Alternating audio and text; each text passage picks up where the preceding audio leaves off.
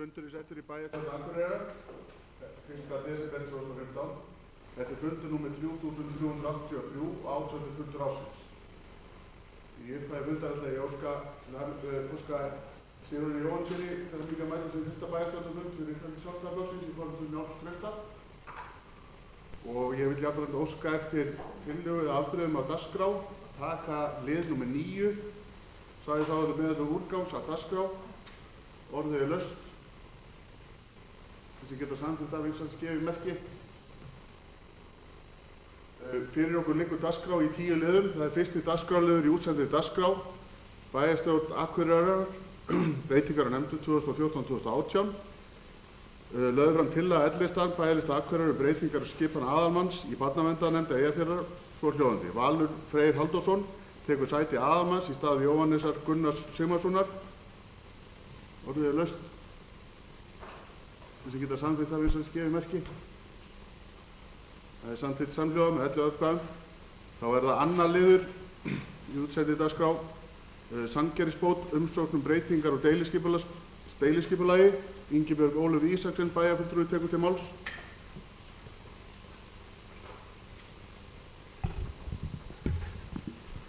Forseti, ágætu bæjarfulltrúar. Þetta er þriðji liður í fundargerð skipulagsnefndar frá 25. nóvember síðastliðnum.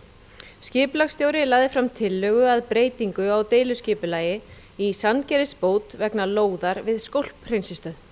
Skipulagsnefnd leggur til að nýtingarhlutfall lóðarinnar lækki úr 0,33 í 0,31 og leggur til við bæjarstjórn að tillagan þannig breytt verði auglýst samkvæmt 1. málsgrein 43. greinar skipulagslaga nr. 123 frá 2010. Takk.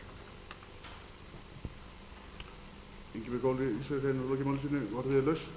Sóli Björk Stefánsdóttir, bæjarfulltrúi, tekur til máls.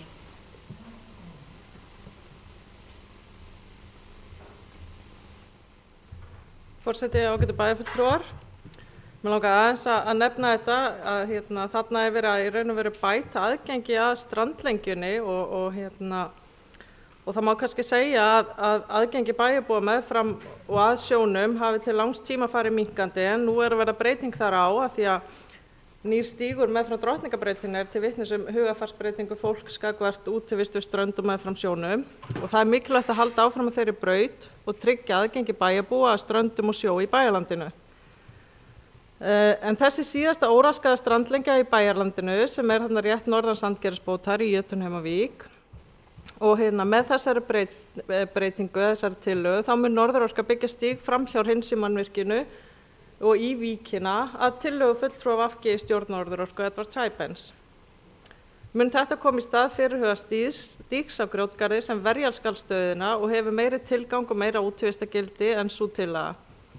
Mikilvægt er þó að tryggja áfram aðgengi að sjó eins og hægt er við hreinsistöð og óþarfi að girða hana af með öllu, en slíkt er ekki gert við sambærilegt mannvirki í Hafnarfirði.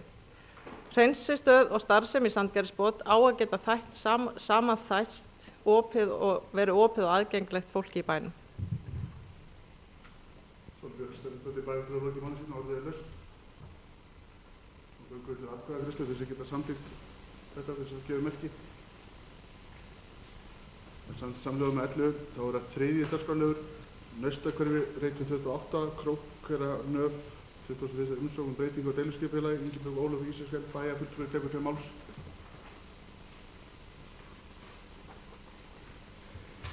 Forseti, ágætu bæjarfulltrúar. Þetta er 5. liður í fundargerð skipulagsnefndar dagsett 25. nóvember síðastliðinn. Erindi frá Ágústi Hafsteinssyni hjá Form EHF, þar sem hann fyrir hönd Magna Opus EHF leggur fram tillögu að breytingu á deiluskipulagi Naustahverfis, Reits 28 og Naustagötu. Skipulagsnefnd heimilaði umsækjanda að leggja fram tillögu að breytingu á deiluskipulagi. Tillagan er unnin af Ágústi Hafsteinssyni hjá Teknistofunni Form. Þar sem óverulega breytingu á gildandi deiluskipulagi er að ræða, leggur skipulagsnefnd til við bæjarstjórn að tillagan verði greindarkynnt samkvæmt 2. málsgrein 43. grein skipulagslaga nr. 123 frá 2010. Takk. Ingibjörg Ólöf Ísaksen, bæjarfulltrúi, lokið máli sínu, orðið laust. Sem enginn þessi ljós, göngum til atkvæðagreiðslu þess að gera samþykkt þess að gefa merki. Samþykkt samhljóða með 11 atkvæðum. Þá er það 4. mál á dagskrá, aðalskipulagsbreytingar Hörgársveit, tilfærsla lónsins við Sláturhús B. Jensen. Ingibjörg Ólöf Ísaksen tekur til máls. Bæjarfulltrúi. Forseti, ágætu bæjarfulltrúar. Þetta er 18. liður í fundargerð skipulagsnefndar dagsett 25. nóvember síðastliðinn. Skipulagsstjóri leggur fram drög að samkomulagi breytt staðarmörk Akureyrarkaupstaðar og Hörgársveitar byggt á aðalskipulagsbreytingu sem tók gildi 24. september síðastliðinn. Skipulagsnefnd samþykkir framlögð drög og vísa þeim til afgreiðslu í bæjarstjórn í samræmi við sveitarstjórnarlög númer 138 frá árinu 2011. Takk. Ingibjörg Ólöf Ísaksen bæjarfulltrúi lokið máli sínu og orðið er laust.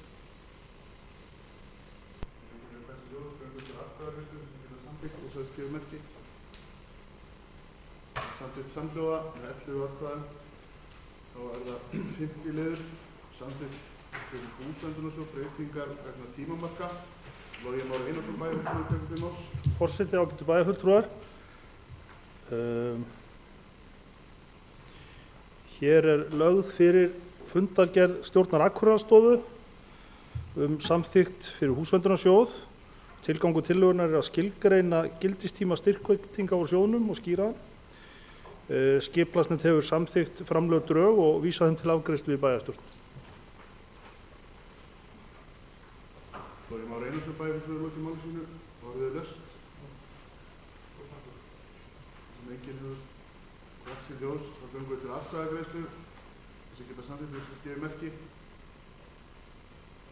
Það er samþykkt samhljóða.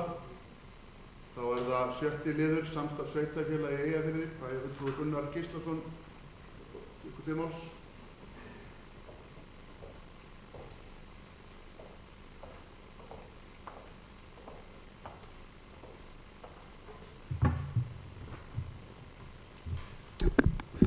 Forseti, ágætu bæjarfulltrúar.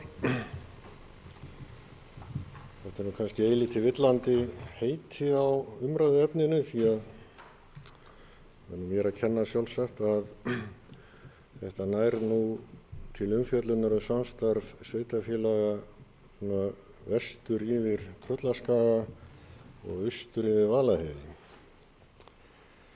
En það er annað mál.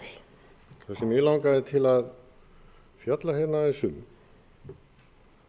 svona upplifi mín af fjölmörgum ráðstefnum og fundum sem ég hef verið að sækja á undanförnum vikum og mánuðum núna á haustmánuðum og fleiri bæjarfulltrúar hér hafa setið með mér. Og mér langaði til að færa aðeins ákveðna þætti þeirrar umræðu hér inn á vettvang bæjarstjórnar því ég held þetta skipta okkur máli.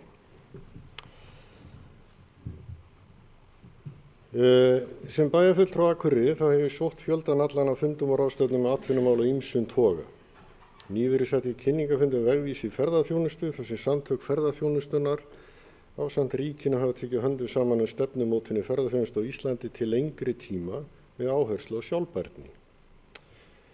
Þá sat ég nýverið haustfund atvinnuþróunarfélagsins þar sem fjallað var ferðaþjónustu í Eyjafirði frá nokkrum hliðum. Þar var velt upp mörgum spennandi möguleikum, stórum sem smáum. Sumar hugmyndirnar sem þar voru viðraðar reyndar svo stórar að það geti tekið hálfan til heila mannsaldur að verða veruleika.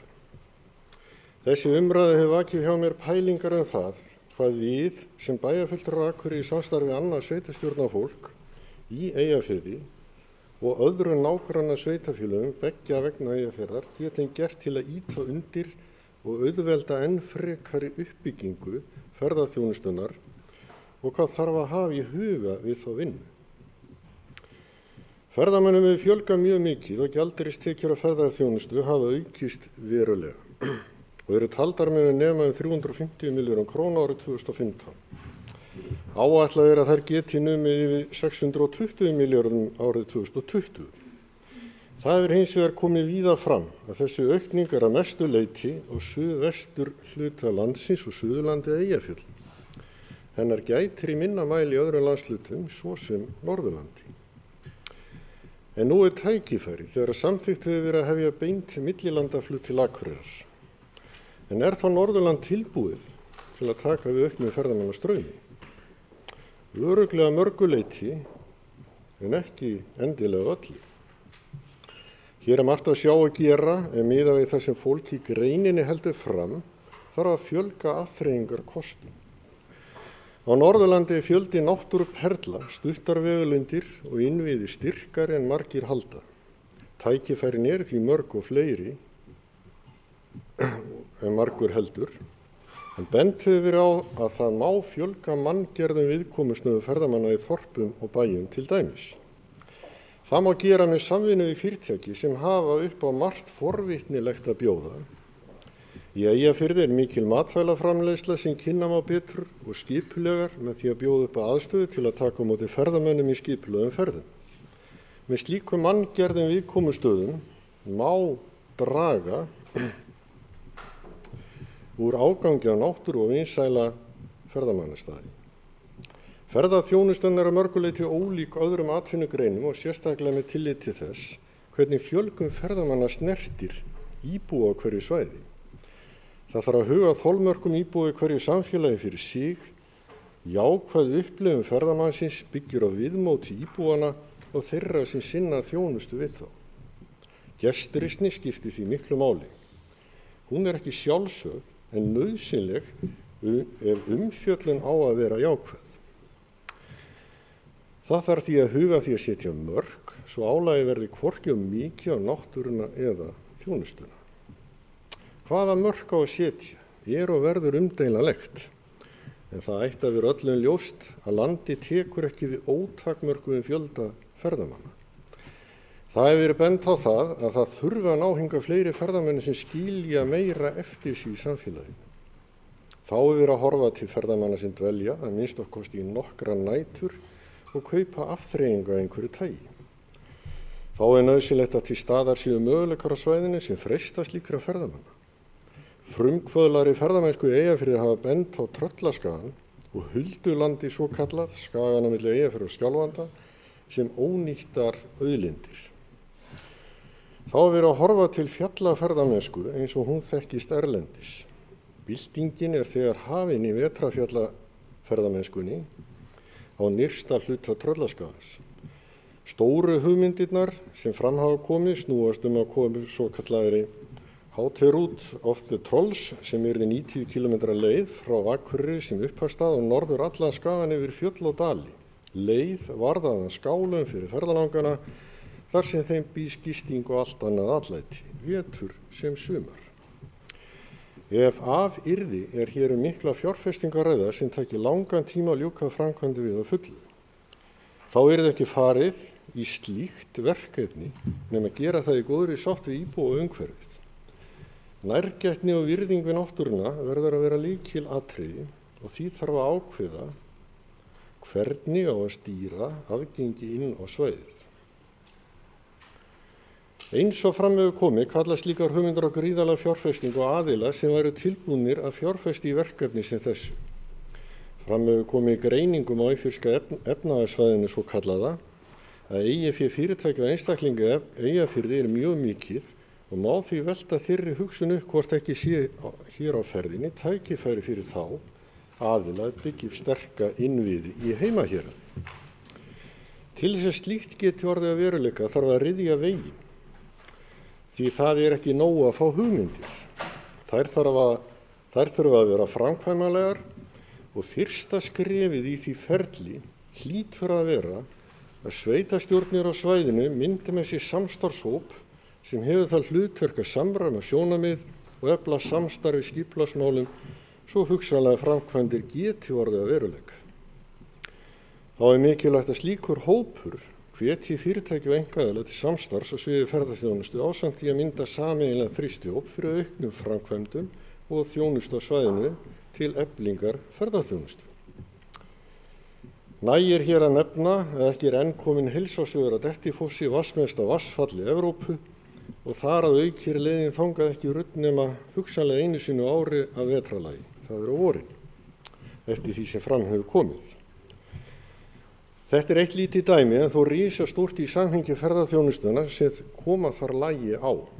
Það verður ekki gert nema með samstöðum aðgerðir til langs tíma og þar gegna sveitarfélögin á svæðinu mjög stóru hlutverki. Það er því mikilvægt að Akureyrarbær sem stærsta sveitarfélag á svæðinu gangi fram fyrir skjöldu í þessu efni og hafi til dæmis forgöngum að hefja sem fyrst vinnu við langtímaáætlun sem horft til 25-50 ár fram í tíman. Þar verði verkefnum forgangsraðað og þrýst á úrbætur af hálfu ríkisins ásamt því sem samkomulag verði framkvæmdir á vegum sveitarfélaganna sjálfra og fjármögnun á þeim. En það er ekki þar með sagt að ekkert hafi verið gert í þessum málum og má nefna það að í vegvísi fyrir ferðaþjónustu sem að gefin hefur verið út á hálfu samtaka ferðaþjónustu aðila og ríkisins og sveitarfélaga er til dæmis nefnt að til standi að fara í stefnumótandi stjórnunaráætlun fyrir ferðaþjónustu sem verði til í hverjum landshluta og þá meðal annars horft til Norðurlands sem eins landshluta eftir því sem Arnheiður Jóhannsdóttir segir mér á markaðsstofu Norðurlands. Þar er mikilvægi ferðaþjónustuna sem grunnstoðar atvinnulífs og byggðaþróunar staðfest meðal annars með samhæfingu og eflingu stoðkerfa ferðaþjónustunar á landið og starfsemi stýrt í hverju landshluta.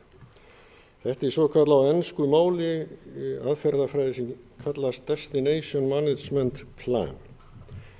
Þetta er verkefni sem að til stendur að fara í að hálfu markaðsstofunnar og ég vil einnig nefna að í sóknaráætlun fyrir Norðurland eystra á vegum Eyþings kemur fram á blaðsíðu 6 með leyfi forseta veik sameiginleg stefnumótun fyrir landshlutann.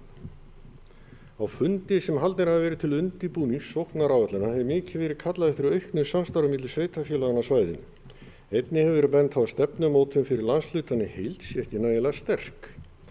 Það skýrist að hluta þeirri tilhneigingu að líta á landshlutann sem 2 aðskilin svæði, Eyjafjörð og Þingeyjarsýslur.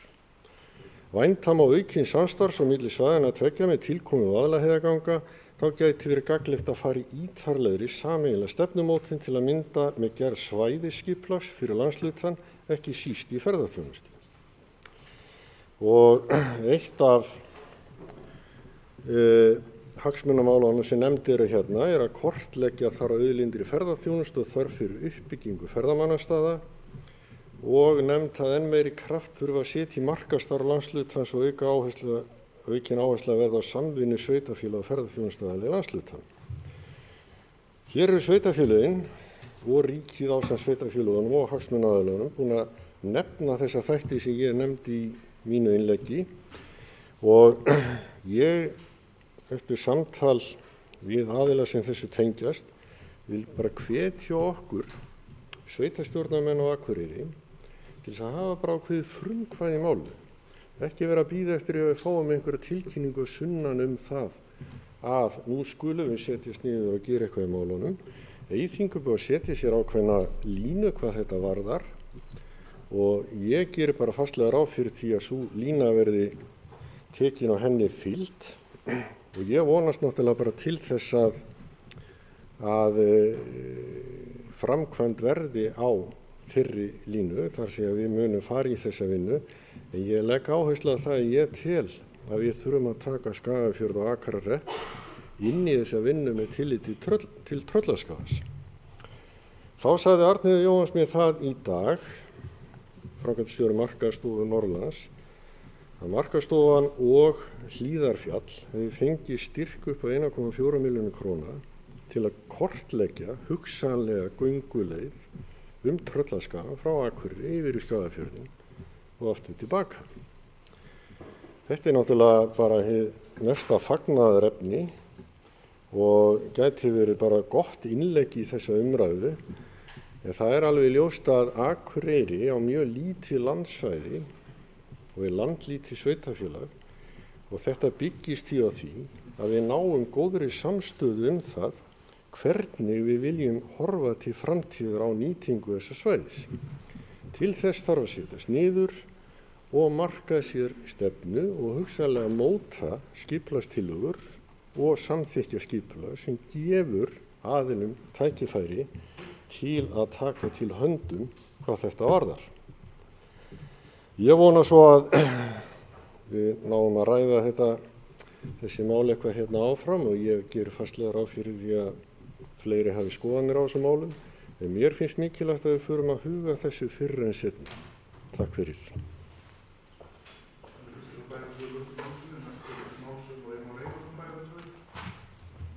Forseti, ágætu bæjarfulltrúar. Ég þakka fyrir að hér sé vakin athygli á þessu mikilvæga máli og ég get tekið undir margt af því sem bæjarfulltrúi Gunnar kemur inn á. Það mér náttúrulega bæði ljúft og skylt að tilkynna það sem formaður Eyþings að þá höfum við nú þegar stigið skref til þess að hefja þá vinnu sem að hér var komið inn á, það er að segja að undirbúa svæðisskipulag fyrir Eyþingssvæðið.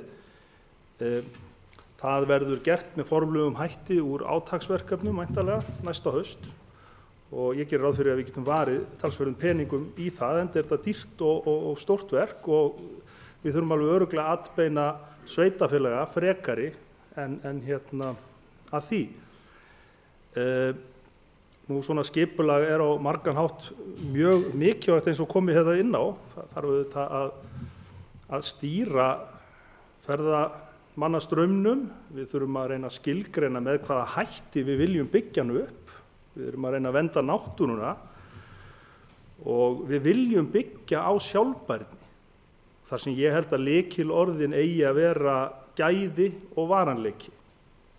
Og ég satt að segja vara við uppbyggingum sem byggir fyrst og fremst á gróðasjónarmiðinu og veikri mynd.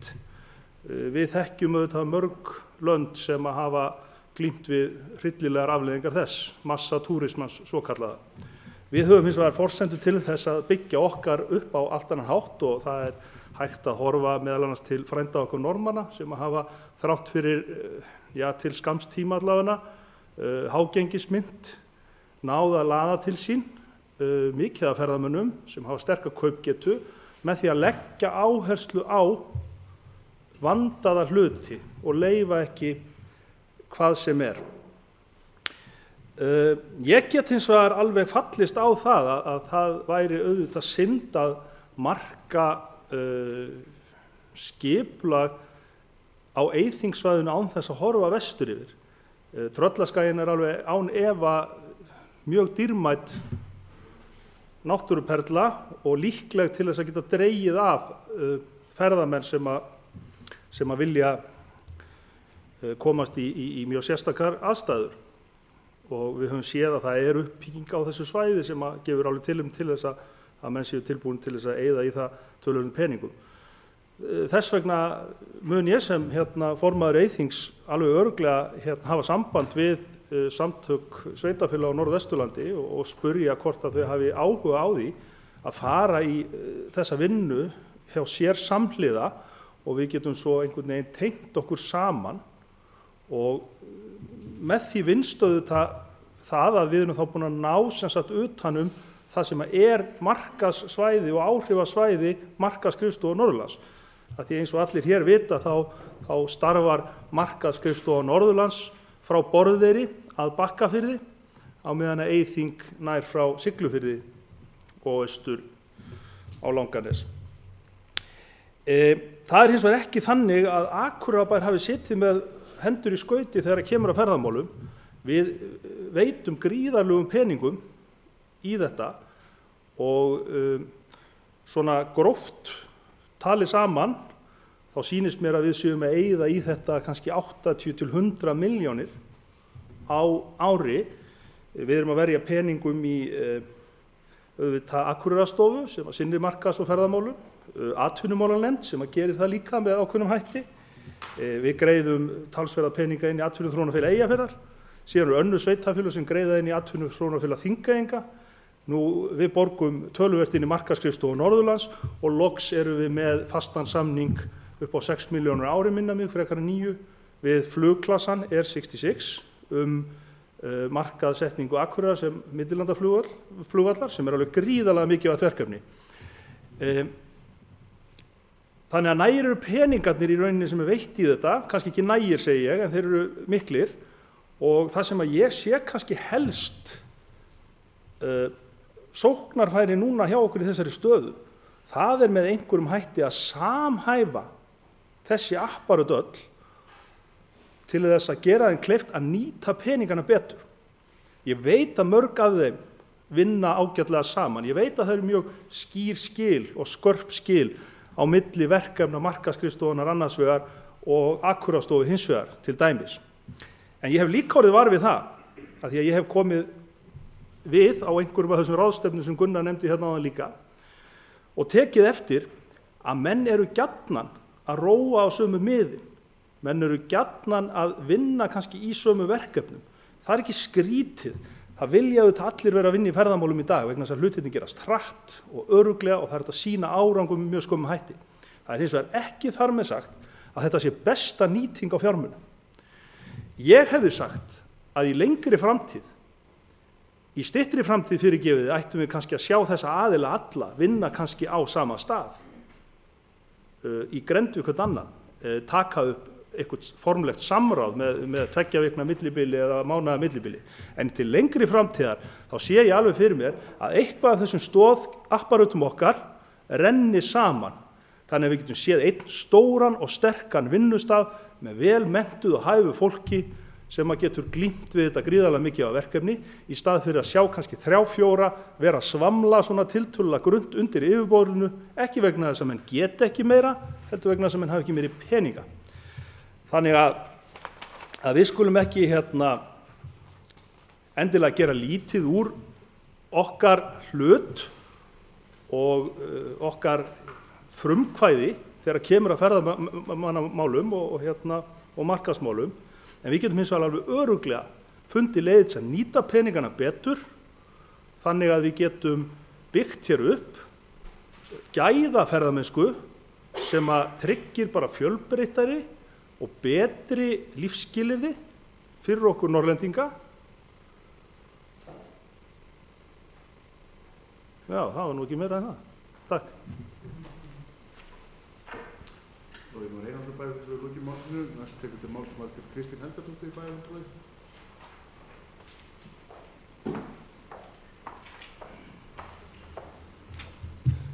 Forseti, ágætu bæjarfulltrúar.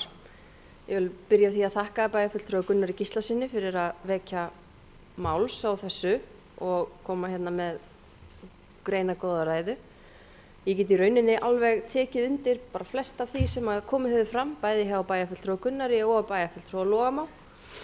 Og ég hugsa að við séum nokkurn veginn öll á sömu skoðun hvað þetta varðar. Að ég líka bara samstaða í síni víðtækustu mynd bara svo fallegt hugtak. Við hljótum öll einhvern veginn að vilja keppast að því. Mér dettur í hug bara þegar ég var að hlusta á okkur tala að eins og ég hef nefnt áður hér í ræðustól að þá upplifi ég það svo oft að við erum einhvern veginn, við erum alltaf að bregðast við einhverju, að það oft vöntun á því að við séum skrefinu á undan, að við séum með eitthvað fyrirfram ákveðið plan og ekki það að við séum að gera það af einhverju ílsku eða öðru. Það einhvern veginn, við erum bara svo oft í þessari viðbragðsstöðu að það kemur eitt hvalaskoðunarskip og það þarf að finna fyrir það einhverja lóð eða einhverja aðstöðu eða eitthvað slíkt. Svo kemur annað og þá þarf að finna einhverja aðra lóð eða aðstöðu eða eitthvað fyrir slíkt. Svo kemur jafnvel 3., 4., 5. í stað þess að einmitt að við séum bara fyrirfram tilbúin með einhver ákveðin svæði með skilgreinda starfsemi. Auðvitað það ekki hægt fyrir allt en þið skiljið hugmyndina. Og einmitt bara eins og mér fannst bæjarfulltrúi Gunnar koma inn á að það svo mikilvægt að við horfum fram í tíman, að við hugsum út fyrir okkar kjörtímabil og að við séum ekki að keppast við að hámarka endilega í dag, að við séum ekki að græða mest í dag eða gera mest í dag einhvern veginn. Við þurfum að hugsa þetta til lengri tíma. Og í rauninni miðað við hvað landið í rauninni lítið og miðað við hvað við erum í rauninni fá, að þá náttúrulega í rauninni bara algjör fyrra að við séum að keppa okkar á milli sveitarfélögin ferðamenn, að við séum í rauninni ekki skipulögð bara yfir heildina hvernig hver gerir hvað best, ef svo má orði komast. En ég alveg sammála því, bæjarfulltrúi Laugumar kom ágætlega inn á það að við erum með einingar sem að vinna í þessum málum í dag. Má það nefna eins og Atvinnuþróunarfélagið og Markaðsstofu Norðurlands og þetta er kannski ekki alveg nákvæmlega það sem að bæjarfulltrúi Gunnar að tala en mér dettur í hug bara dæmi eins og með samstarfið með fjöllin í nágranna sveitarfélögum. Þú getur farið í keyptir svona passa á skíðafæri í mismunandi sveitarfélögum. Það er til dæmis svona samstarfsverkefni sem mér finnst ótrúlega flott hugmynd og svo má líka nefna eins og sama svo hvernig verkefni síðan fór á endanum með verkefnið uppbyggingu ferðaþjónustu á Grímsstöðum og Fjöllum. Að þar var í rauninni Atvinnuþróunarfélag Akureyrar, Atvinnuþróunarfélag Þingeyinga ásamt fleiri sveitarfélögum sem komu að því verkefni og þrátt fyrir eins og ég segi, þrátt fyrir að verkefni hafi ekki orðið að veruleika þá held ég að samstarfi hafi verið bara mjög fínt. Þannig að það er hægt að líta til þess. En bara góð umræða og takk fyrir. Margrét Kristín Helgadóttir bæjarfulltrúi lokið máli sínu. Næst tekur til máls Ingibjörg Ólafur Ísaksen bæjarfulltrúi.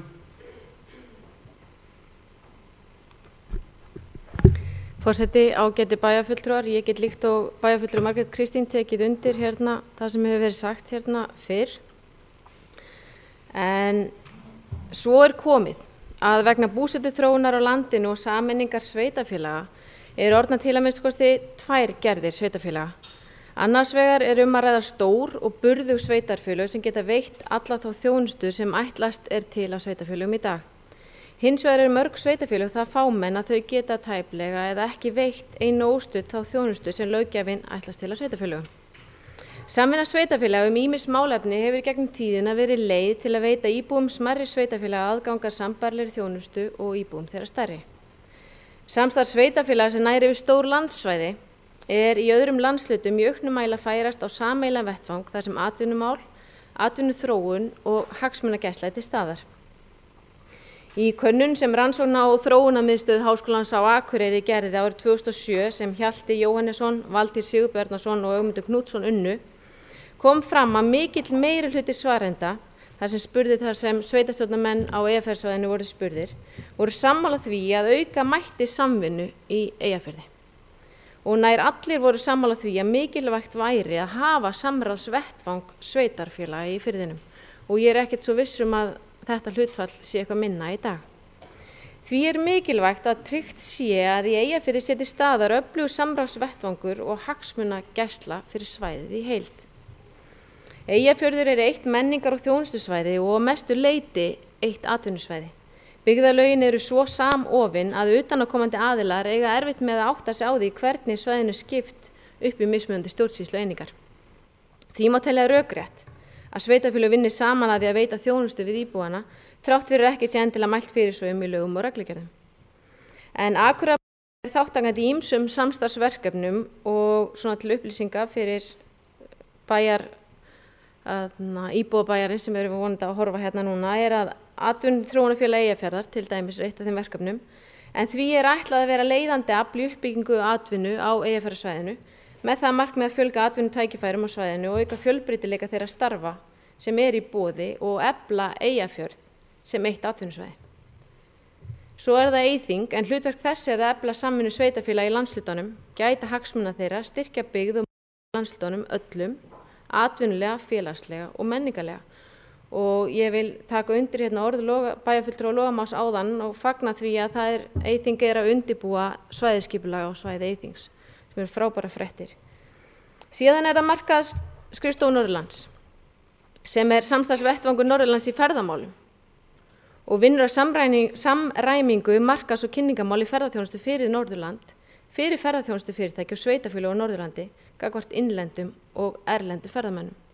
En þess ber að geta helsta hlutverk markaðsskrifstofunnar að stuðla að auknu samstarfi ferðaþjónustu og sveitarfélaga í landshlutunum í þeim tilgangi að fjölga ferðamönnum á svæðinu og lengja dvöl þeirra. Ég tel afar mikilvægt að þessir aðilar eigi gott samstarf og nýti mannauð síns og heildin fá að njóta afrakstursins og get tekið heilshugar undir hugmyndir Logamás bæjarfulltrúa að hluti þessara samtaka renni saman í framtíðinni jafnvel. En þar sem ég tengist íþróttamálum vil ég aðeins fara inn á samstarf á þeim slóðum. En samstarfi milli Hlíðarfjalls og skíðasvæðanna vestan Eyjafjarðar, það Dalvíkur, Ólafsfjarðar, Siglufjarðar og Sauðárkróks. Með hverju vetrarkorti sem keypt í Hlíðarfjalli fylgir Norðurlandskort með sem veitir handhöfum 2 daga lyftumiða og ofantöldum skíðasvæðum. En einnig hefur samvinnan færst utan landsteinanna en í vetur gilda vetrarkort í Hlíðarfjalli einnig í 3 daga á skíðasvæðinu Winterpark í Colorado. En samkomulag þetta liður í að auka tengsl Akureyrar og Denver sem hafa gert með sér vinabæjarsamband. Hægt að skipuleggja meira samstarf milli sveitarfélaga tengda íþróttaaðstöðu en við búum yfir fjölbreyttum íþróttamannvirkjum hér í bæ og möguleikarnir eru margir. Norðurland land vetrarævintýra og býður upp á fjölbreytta möguleika fyrir þá sem vilja slaka á og njóta útivistar, en þar ættu allir að finna eitthvað í sitt hæfi. Þá skiptir ekki máli hvort að ferðamennsku í gegnum vetraíþróttir eða tengda íþróttahreyfingunni, en töluverð aukning í æfinga og keppnisferðum til landsins og þarna liggja tækifæri til að samnýta fjárfestingar og mannauð. Vetratengt ferðamennska að verða sífellt vinsælli. Fólk sækist í norðurljósin, myrkrið og svo vinsælt að skella sér á fjallaskíði og má það nefna Tröllaskagan og Huldulandi sem hefur verið rætt hér áður, svo kallaða, en það eru risastórar auðlindir. En við búum einnig svo vel að í menningamálum að það má segja að nánast hverja einustu helgi sé skipulögð einhvers konar dagskrá yfir allt árið hér á Akureyri. En form samvinnu í ferðaþjónustu getur því verið með ýmsum hætti, en þó þarf alltaf að huga því hvernig undirbúa skal samstarfið, reka það og meta árangurinn. Mikilvægt að huga að stóru myndinni. Hverju viljum við ná fram? Hvernig ferðamenn viljum við fá hingað og á hvaða árstíma? Og svo má áfram telja. En þegar þessum spurningum svarað hægt að skipuleggja samstarfið og með hvaða hætti við sjáum það fyrir okkur. Takk. Bólin Ísaksen bæjarfulltrúi lokið máli sínu, orðið laust. Lund Einarsdóttir bæjarfulltrúi við málum.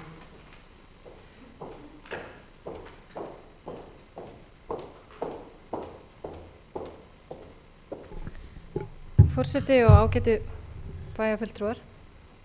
Þetta mjög skemmtileg umræða og þörf og ég vilja þakka bæjarfulltrúa Gunnar Gíslasyni fyrir að koma með málið á dagskrá.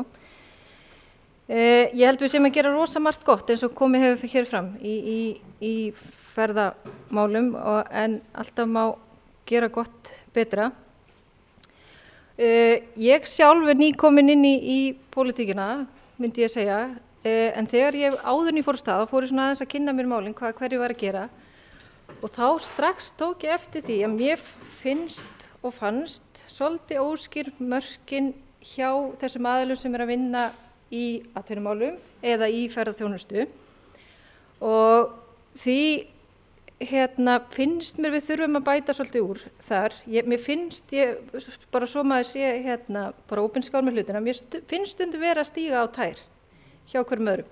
Þannig að þetta bara eitthvað sem við þurfum að laga, þannig að ég óskaði eftir því innan Eyþings að Eyþing hefði bara yrði í forsvari við það að koma þessum hópum saman og ræða bara hvernig við getum bara bætt úr þessu og eins og Logi kemur inn á, kom inn á þann að nýta fjármagnu og mannaðum betur og þessu var vel tekið á formanni og stemt að því í janúar líklega að hafa dag þar sem að við munum fara yfir þessi mál. Þannig að ég til það bara vera fyrsta skrefið í því að við hittumst öll saman. Ég veit alveg að samvinnan góð milli aðila og allt svoleiðis, en ég held að við getum gert enn betur. Eins höfum við komið inn á það hér áður og ég vil bara ítreka það að ég tel afar mikilvægt að við reynum að koma þessum aðilum undir sama þak.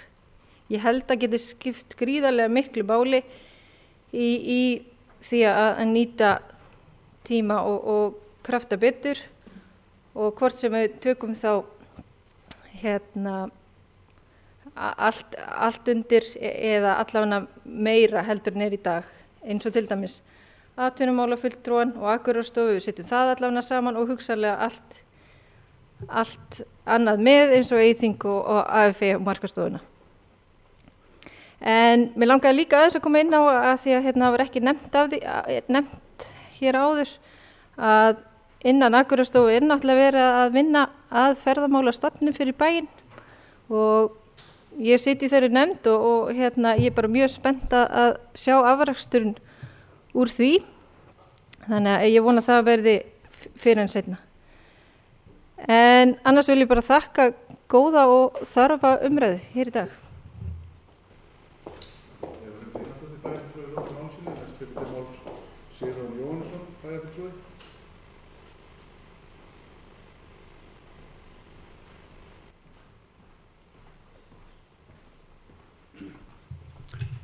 Forseti, ágætu bæjarfulltrúar.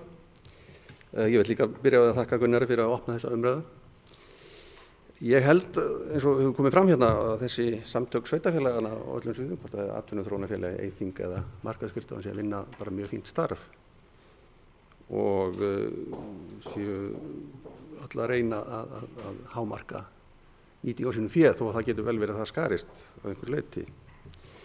Aftur á móti ferðaþjónustu fyrirtæki, þau finna sér alltaf leiðir og án þess að sveitarfélögin séu kannski skipuleggjaði fyrir þau. En það væri það kannski óðurlegt. Og það hefur nefnilega opnast þessi góða hringtenging í dag frá Eyjafirði yfir í Skagafjörð og það er svona eins og þessum ráðstefnum sem við kannski mörg hver vorum á, að það er óskastaða fyrir ferðaþjónustu fyrirtæki að geta farið og skipulagt ferðir í svona hringi, að vera ekki að fara fram og tilbaka. Og þannig að fyrirtæki hér og fyrirtæki í Skagafirði geta verið að fara þennan fína hring á þeir sem fara landleiðina í gegnum Héðinsfjörð og Siglufjörð. Þannig að þetta leiðir örugglega óhjákvæmilega til þess að samstarfið verður meira. Og því leyti held ég að það væri samt gott fyrir sveitarfélögin að hjálpa til, hefja formlegra samstarf til þess að stuðla að betri þátttöku og nýtingu í þessum iðnaði. Því að eins og við vitum það er verið að byggja víða hótel hér í kringum okkur, þó að sé ekki verið að byggja hótel á Akureyri. Og ferðamennir vonandi eftir að gista á þessum hótelum og gististöðum. Og við njótum góðs af því þó að þeir gisti annars staðar, þeir eiga eftir að koma til Akureyrar. Og einfallega vegna þess að Akureyri er stærsti staðurinn, þetta er bær sem fólk stoppar í, hvort sem það hefði vitað af honum þegar kom á svæðið eða kom til Íslands. Þjóðarleiðin liggur hér í gegn. Kannski gegnum tíðina hefur samstarf sveitarfélagana á Norðurlandi svolítið markast af þessum kjördæmamörkum sem hafa verið í Tröllaskaga. Og við erum þar að lenda alltaf í meira samstarfi og kannski sögulega í meira samstarfi við þingasýslurnar heldur yfir í Skagafjörð. Og kannski landið þar sem allar leiðir liggja til Rómar, svo var sagt, sækja kannski íbúar á Norðurlandi vestra og sveitarstjórnar menn þar meira til náttúrulega heldur en að vera að beina samstarfi hingað, þó að sé styttra að fara hérna á milli. Þannig ég held að þetta sé bara nauðsynlegt að hafa samstarf við þessi sveitarfélög, sérstaklega í Skagafirði og Fljótum, þetta eru 2 sveitarfélög þar, og hérna hvort sem þið formlega eða óformlega. Að því að var minnst af að við erum alltaf að horfa svolítið stutt fram í tíma, þá dettur mér í hug að fyrir nokkrum árum, 1,5 áratug eða allavega rúmlega áratug, þá var farið hér í gegnum mörkun á stöðum fyrir stóriðju. Og það voru nokkur staðir sem kom til greina, það var meðal annars í Eyjafirði og ég held að það hafi verið einn í Skagafirði og jafnvel út á Skaga, eða rétt á Skagaströnd, og síðan Bakki. Og ég held að það náðust ágætis sátt á sveitarstjórnarstiginu eftir greiningu og vinnu í því að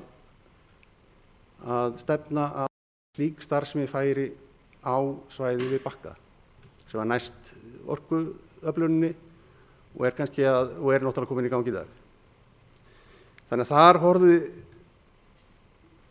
stjórnsýslan svolítið fram í tímann og það var hægt að reyna að laða fyrirtæki á alla þeirra staði á sama tíma og síðan með bættu samgöngum þá hefur þetta auðvitað góð áhrif á þessa atvinnustarfsemi og atvinnulífið annar staðar. Og það er náttúrulega heilmikið þjónustu og atvinnufyrirtæki hér á Akureyri sérstaklega og eins annars staðar á Norðurlandi sækja og þjónusta allt Norðurland. Alveg óháð hvað við erum að gera á sveitarstjórnarstiginu. Þannig að en ég held að við gætum liðkað fyrir. Og það kannski, ég vil ekki aðeins að koma inn á hérna flugvöllin af því að hann hefur verið nú til umræðu varðandi ferðaþjónustuna og við lendum alltaf í þessari umræðu að hann sé ekki nógu góður að þurfa að fara að huga einhverju nýjum flugvelli. En við erum með þennan flugvöll tilbúin í dag og við erum að reyna að fá sátt hann eins og hann til þess að reyna að sveitarfélögin í kring nýti sér þetta upplæga tækifæri sem verið að skapa í dag með aðkomu ríkisvaldsins. Og ef að vel tekst til og við sjáum fram að aukningin sé mikil í framtíðinni að þurfa að huga einhverju nýjum flugvallarstæðum, þá gerist það bara. Það er alveg óþarfi að vera að flytja flugvöllin áður en við fáum eitthvað líf í millilandaflug. Þannig ég held að þetta væri bara til bóta og við eigum náttúrulega líka ýmsa hagsmuni með sveitarfélaginu í kring. Við erum eins og kom fram hjá bæjarfulltrúa Gunnari að við erum landlítið sveitarfélag, við erum ég held næst minnsta sveitarfélagi við Eyjafjörð og þessi fjölmennasta. Og við erum með ýmsa þjónustu og afþreyingu sem við erum að reyna að koma fyrir innan okkar bæjarmarka sem hefði kannski verið heppilegra í einhverju tilfellum að koma fyrir hér í nágranna sveitarfélagunum í samstarfi. Takk fyrir.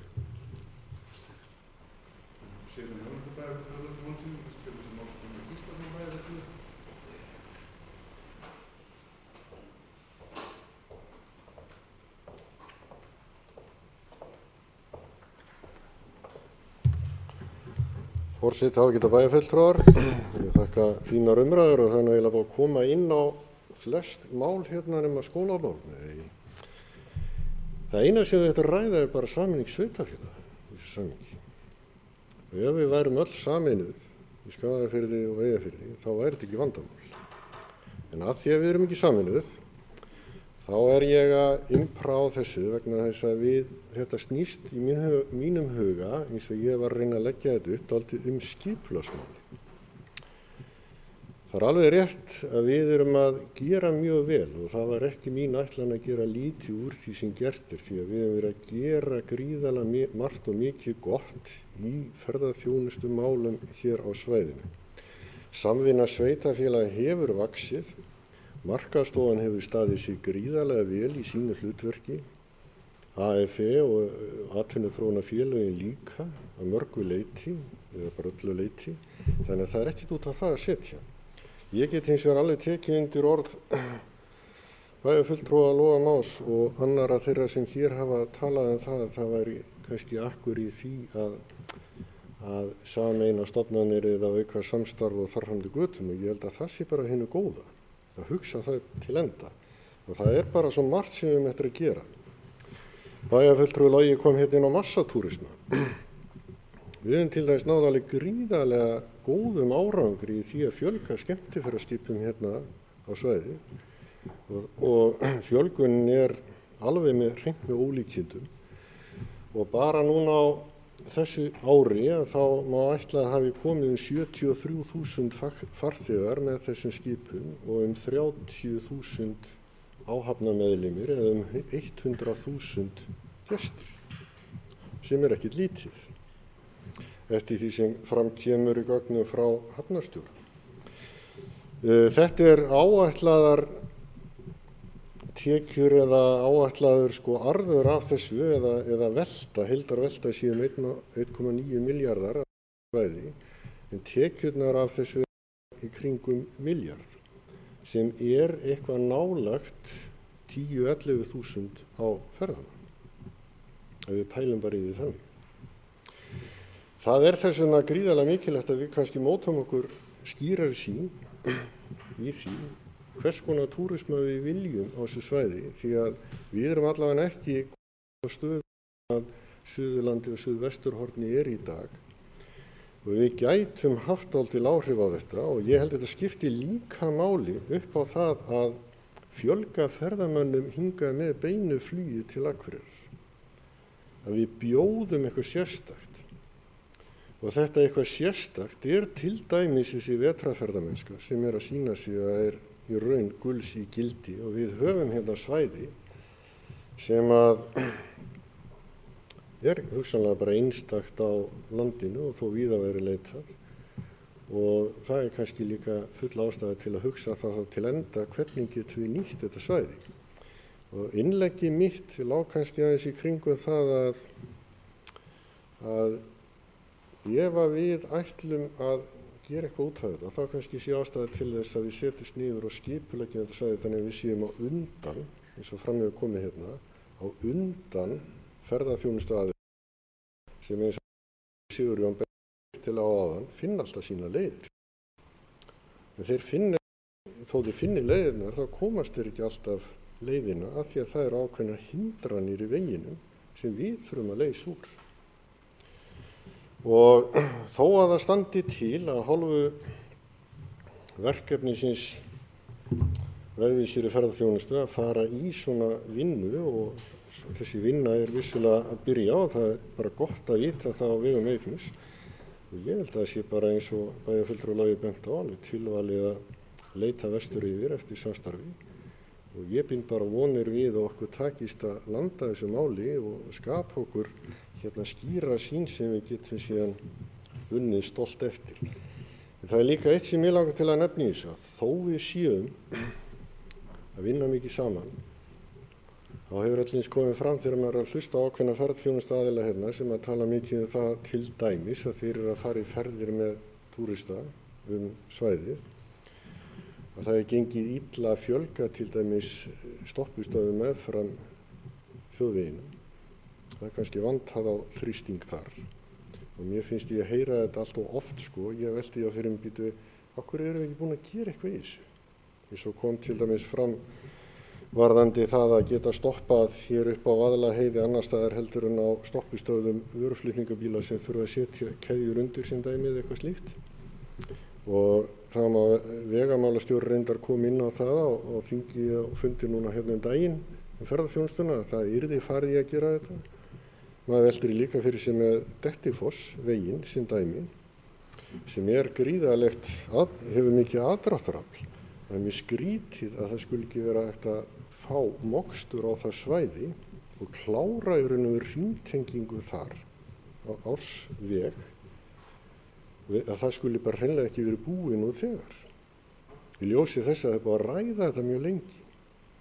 Og þá velti maður fyrir sér sko vantar þennan sameiginlega þrýsting frá sveitarfélögunum hérna á svæðinu, okkur stjórnmálamönnum. Bara svona vangavelta. Við til dæmis bara í þessu samhengi þá samþykktum við á aðalfundi Eyþings daginn fjölda tillagna og ályktana. Ég hef ekki séð einu stöður að rata í fjölmiðla og maður svona veltir fyrir sér sko af hverju gerist það ekki? Það vegna þess að við erum þá ekki að taka þessi máli upp hér á vettvangi sveitarstjórnanna og fylgja þeim eftir? Gæti það verið leið? Þetta bara svona vangaveltur það hvernig við komum þessum málum fram og styðjum við okkar fólk sem að berjast hérna úti við það að koma málum í þannig farveg að þeir geti sinnt atvinnustarfseminni sín og byggt upp þjónustu og tekjur í sátt við náttúruna á grundvelli sjálfbærninnar sem hlýtur alltaf að vera það sem skiptir öllu máli í þessu. En ég ætla að láta þetta gott heita, takk. Gunnar Gíslason bæjarfulltrúi að loka máli sínu, tekur til máls Sóley Björk Stefánsdóttir bæjarfulltrúi.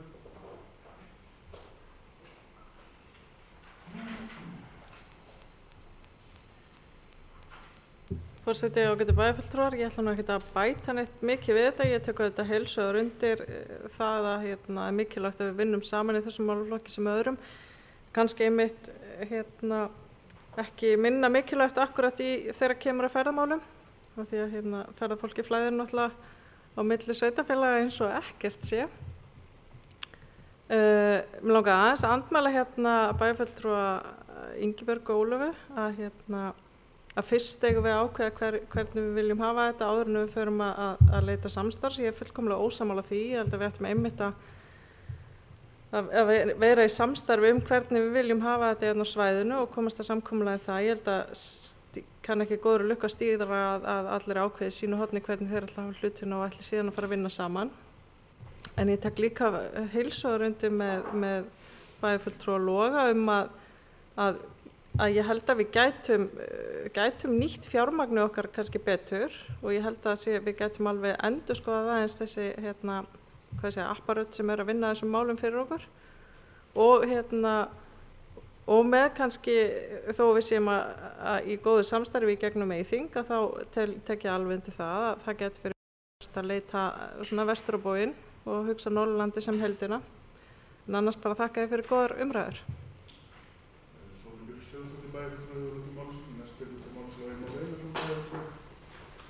Forseti, ágætu bæjarfulltrúar, ég ætlaði nú svo sem ekki að bæta neinu við þessu umræðu en ég var svo inspíreraður þegar að bæjarfulltrúi Gunnar fór að tala sameiningu sveitarfélaga að ég gat ekki hamið mig. Ég get endilega vissum að við séum að horfa á sameiningu á næstu dögum. Við erum hins vegar að horfa upp á miklu meiri samvinnu. Það er annar andi heldur en hefur verið, held ég bara víða, mörgum sveitarfélögum, gagnvart slíkum verkefnum og við höfum klárlega að nota þetta mál og fleiri til þess að byggja brýr og auðvelda okkur leiðina að stærri sameiningu. Og þá langar mér nú bara að vekja athygli á að í sveitarstjórnarlögum þá eru heimildir fyrir miklu nánara samstarfi heldur en við áður höfum leyft okkur. Við gætum til dæmis hafið viðræður við Eyjafjarðarsveit sameiginlegan sveitarstjóra, sameiginlegan fjármálastjóra og samnýtt yfirstjórn með einhverjum hætti vegna þess að það getur vel verið að mönnum finnist svona of stór bit að kyngja að hoppa í eina hjónasæng strax. Það er eitthvað yndislegt við það að sjá fyrir sér sem sagt bæ sem að vill verða borg og sveit sem að vill verða sveit í nábýli án þess að hvorugur aðilinn tapi nokkuð af sínum sérkennum og lífsgæðum. En ég ætla samt að bæta örlítið við. Ég held nefnilega, þetta búið að vera mjög góð umræða og ég þakka aftur fyrir hana, en að því að Gunnar talaði að það vantaði stoppistöðvar, þá held ég hann hafi meint það í óeiginlegri merkingu, þar að segja það vantar einhvern vettvang til þess að stoppa og tylla sig niður og skoða hlutina. Og við erum auðvitað með fullt aðeins, við erum með óteljandi slíka staði. Í heimi einsleitni þá er þið sérstæða ofboðslega dýrmætt og við sjáum að fleiri og fleiri staðir byggja í rauninni á þessari einsleitni. Maður getur vaknað upp á hótelherbyggi í útlöndum og litið í kringum sig og hafa ekki hugmynd hvar maður er. Maður lappar niður eftir sama gólfteppinu og er allstaðar, maður fer í morgunmat og borðar egg og beikon og það er pálmatré í lobbyinu og kallar í svona rústrauðum einkennisbúningum sem opna hurðirnar fyrir mann og maður lappar út og það er Starbucks, það er McDonald's, yfir í verslunarmiðstöð og taka fleiri pálmatré við, þetta er allt eins. Þú getur verið í Glerártorgi, í Fíladelfíu, Boston, Oslo, Japan, hvar sem er. Við eigum að gera út á hið sérstæða. Þannig er það að strætó til dæmis, heimil er það, þó að það sé allt og illa auglýst, að þú pikkar í öxlun á bílstjórnum og segir, ég vil fara út hérna. Við erum að auglýsa þetta. Hvað er yndislegra heldur en að láta hleypa sér út og sitjast niður og horfa á grjót, hraun, gras, regn, myrkur. Ég held að í auknum mæli þá munu ferðamenn borga hellinga peningum til þess að upplifa slíka hluti. Fólk sem að aldrei á ævi sinni hefur nokkuð tíman snúið sér í hring án þess að sjá tugir annara manna. Hljóta að upplifa það sem alveg stórkostlegan hlut að geta snúið sér í 15 hringi á þess að sjá nokkuð og verið einn dag á þess að sjá nokkuð. Og við eigum að byggja á þessu, við eigum ekki að elta í rauninni þessa alþjóðavæðingu sem að byggir á því að þú sett alveg öruggur að kaffisopinn sem þú kaupir sér nákvæmlega eins og þú býst við hann sé. Guðni Már Einarsson, bæjarfulltrúi lokið máli sínu, orðið er laust. Guðni Baldvin Guðmundsson, bæjarfulltrúi beðið orðið. Forseti, ágætu bæjarfulltrúar, það má ekki vera lengi umræðuna. Ég bara vilja þakka fyrir góðar umræðu. Ég kannski aðeins að taka undir það sem að Gunnar er að segja, hann er kannski að horfa meira til skipulagsmála og þannig en að hjá okkur núna upp á síðkasti hefur formaður skipulagsnefndar meðal annars komið á samstarfi hérna við Botn Eyjafjarðar við skipulagsnefndir á þessu svæði og það er kannski eitthvað þar á þeim vettvangi sem við ættum kannski að skoða málin að við ættum að útvíkka okkur aðeins bara með því að til að mynda skipulagsnefndir og skipulagsstjórar á þessum svæðum svona komið saman með reglulegu millibili bara til þess að geta svona sjá sér hvert menn er að stefna í hverju sveitarfélagi og hugsanlega komist að einhvern svona sameiginlegri sýn. En ég get nú ekki látið hjá nefna hérna í lokinu bara svona léttöru nótum að bæjarfulltrúi Logi kemst stundum á flug í sínum ræðum og hann hefur greiðlega verið á öðrum hótelum heldur en ég þar sem að dyravörður eru klæddir í rúströða einkennisbúninga. Það er svona kannski fallegri og betri hótel heldur en ég þekki á mínum ferðalögum en það var náttúrulega bara, ég fannst ástæða til að nefna þetta svona. Takk fyrir. Orðið er laust. Gunnar Gíslason, bæjarfulltrúi beðið orðið.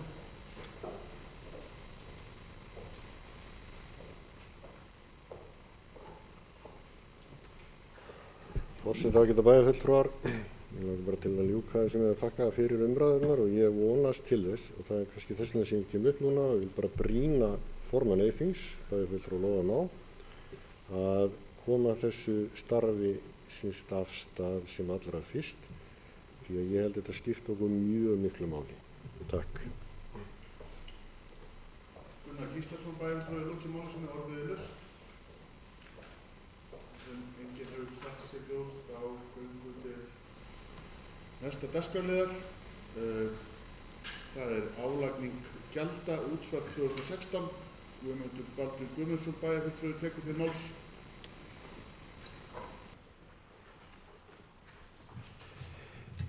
Forseti, ágætu bæjarfulltrúar, hér er lagður fram þriðji liður í fundargerð bæjarráðs dagsett 27. nóvember síðastliðinn þar sem lögð var fram tillaga útsvarsprósentu í staðgreiðslu opinberra gjalda á árinu 2016 og bæjarráð samþykkti framlaga tillögum að útsvarsprósentu, hámarksútsvarsprósentu fyrir árið 2016 og vísaði tillögunni til afgreiðslu í bæjarstjórn.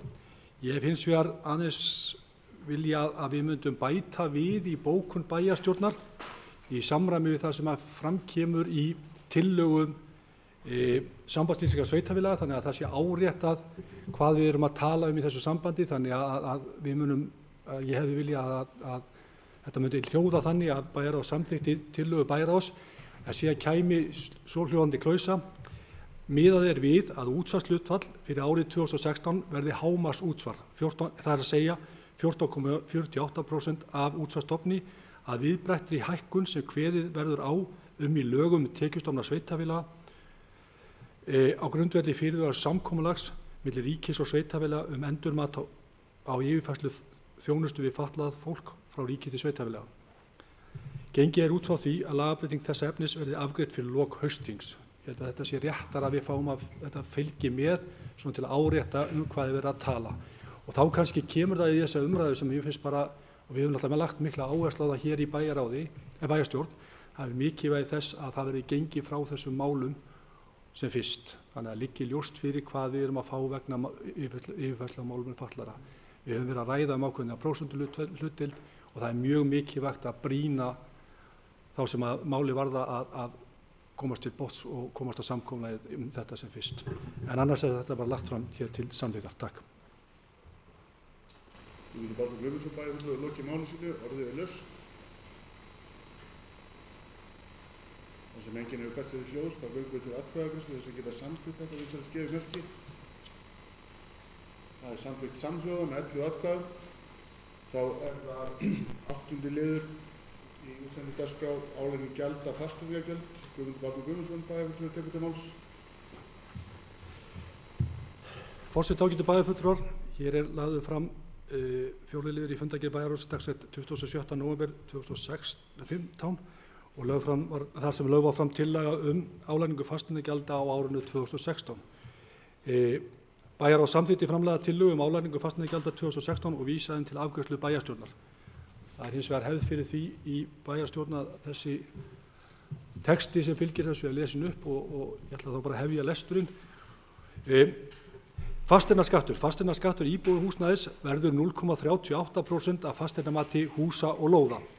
Fasteignaskattur hesthúsa og verbúða verður 0,625% af fasteignamati húsa og lóða. Fasteignaskattur sjúkrastofnana, skóla, heimavista, leikskóla, íþróttahúsa og bókasafna verður 1,32% af fasteignamati og lóðaréttindum. Fasteignaskattur af öðru húsnæði en A og B-lið hér að framan verði 1,65% af fasteignamati húsa og lóða. Við gleymdum að telja upp hérna stafliðina. Áfram held ég, lóðarleiga, D-liður. Lóðarleiga verður 0,5% af fasteignamati lóða fyrir íbúðarhúsnæði. E-liður. Lóðarleiga verður 2,8% af fasteignamati lóða vegna B- og C-liðar. Vatnsgjald. Vatnsgjaldið samastendur af fasteignagjaldi á hverja matseiningu og gjaldi sem miðast við stærð eignar fermetragjald. Hámark vatnsgjalds 0,5% af fasteignamati matshlutar eignar. Liggi ekki fyrir upplýsingar flatarmál fasteignar í fasteignaskrá skal gjaldið taka mið af fasteignamati, það vera 0,15% af fasteignamati matshluta. Bílskúrar og sambærilegt húsnæði sem stendur við íbúðarhúsnæði undanþegið fasteignagjaldi. Vatnsgjald íbúðarhúsnæðis verði fast gjald krónur 8.333,40 krónur per íbúð og krónur 125,03 krónur per fermetra. G-liður. Vatnsgjald af öðru húsnæði en íbúðum verði fast gjald krónur 16.666,84 per einingu og krónur 125,03 per fermetra. Árlegt vatnsgjald í sumarbústöðum, frístundahúsum skal að lágmarki vera krónur 23.606,55 á ári. Árleg vatnsgjöld fyrir sveitabíli, 1 íbúðarhús og útihús á sömu kennitölu skuli vera 1 fastagjald og fullt fermetragjald af íbúðarhúsinu og hálft fermetragjald af öðrum húsum. Aukavatnsgjald. Auk vatnsgjald skulu fyrirtæki og aðrir nota vatn til annarra en heimilisþarfa greiða aukavatnsgjald. Aukavatnsgjald skal að jafnaði innheimta samkvæmt mæli sem Norðurorka leggur til og gjald fyrir mæli innifalið í fastagjaldi fyrir matseiningu. Mælar eru settur upp þar sem áætla má að vatnsnotkun sé mikil. Auk þessi ákvæði í reglugerð vatnsveitu sveitarfélaga nr. 401/2005 sem heimilar innheimtu samkvæmt áætlun ef ekki hægt að koma við mælingu. Rúmmálsgjald 22,4 krónur per rúmmetra fyrstu 100.000 rúmmetrana. Rúmmálsgjald 20,56 krónur per rúmmetra fyrir fyrstu 100.000 til 250.000 rúmmetrana. Rúmmálsgjald 16,81 króna per rúmmetra fyrir fyrstu 250.000 rúmmetrana. Miðaði við ársnotkun. Fráveitugjald. Fráveitugjald samastendur af fastagjaldi fyrir hverja matseiningu og gjaldi fyrir hvern fermetra samkvæmt fasteignamati. Bílskúrar og sambærilegt húsnæði sem stendur við íbúðarhús undanþegið fastagjaldi. Liggi ekki fyrir upplýsingar flatarmál fasteignar í fasteignaskrá skal gjaldi taka mið af fasteignamati, það að vera 0,15% af fasteignamati matshluta. Hámark fráveitugjalds 0,5% af fasteignamati en þó þannig að ætíð greiðist lágmarksgjald samanber hér að neðan. Háliður. Árlegt fráveitugjald af íbúðarhúsnæði fast gjald 8.328 krónur á íbúð og krónur 196,75 á hvert fermetra. Árlegt fráveitugjald af öðru húsnæði en á íbúðum fast gjald krónur 8.328 á matseiningu og krónur 196,75 á hvert fermetra. Lágmarksgjald á matseiningu miðað við 50 fermetra eign eða krónur 18.165 krónur. Tengigjald. Tengigjald vegna nýtengingar fráveitu við einstaka fasteign krónur 208.200. Verðmiðast við tvöfalda 100 til 150 mm tengingu við lóðamörk. Gert er ráð fyrir að fjölbýlishús, par og raðhús og svo framvegis séu með óskipta lóð og einungis tvöföld tenging sé fyrir hverja lóð. Sé óskað eftir fleiri tengingum inn á lóð greiðist það sérstaklega. Sé sótt stærri heimlögn en getið er hér að ofan þarf að snúa sér til Norðurorku með fyrirspurnum verð. Sama á við aðstæður eru óvenjulega erfiðar þannig að ætla má að tengikostnaður sé úr takti við almenna tengingar. Vatnsgjald og fráveitugjald, holræsagjald leggst á nýjar einingar þegar þær teljast fokheldar samkvæmt fasteignamati. Almenni gjalddagar fasteignagjalda á árinu 2016 eru 8. Þriðji dagur hvers mánaðar frá febrúar til september. Gjalddagi fasteignagjalda að lægri fjárhæð en krónu 12.000 er 3. febrúar 2016. Gjalddagar fasteignagjalda sem lögð eru á nýjar eignir á árinu eru jafn margir og almenni gjalddagar sem eftir eru ársins þegar álagning fer fram. Frá 1. september er 1 gjalddagi vegna nýrra eigna, 3. dagur hvers mánaðar eftir álagningu. Bæjar að samþykkt þessa tillögu um álagningu fasteignagjalda fyrir árið 2016 og vísaði henni til afgreiðslu bæjarstjórnar. Ég vil viðurkenna að þetta er þurr og skemmtilegur lestur og ég veit þess að menn hafi alveg náð öllu því sem þetta kom fram, sérstaklega þegar við erum að fara að tala aura, sem ég varst mjög sérstakt, en þetta er nú svona eins og þetta er lagt fram fyrir okkur og er lagt hér fram til samþykktar. Takk fyrir. Hljóðið var eitthvað skrítið, getur þú lesið þetta aftur upp með því?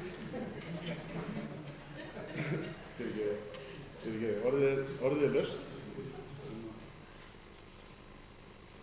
Sem enginn hefur hvað sér hljós, þá göngum við til atkvæðagreiðslu, eins og skerir næstu þess að geta samþykkt. Það er samþykkt samhljóða með 11 atkvæði.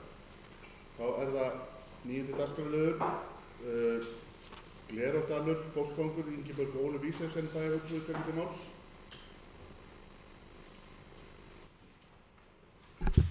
Forseti, ágætu bæjarfulltrúar. Þetta er annar liður í fundargerð bæjarráðs, dagsett 19. nóvember síðastliðinn, þar sem erindið er tekið fyrir að nýju.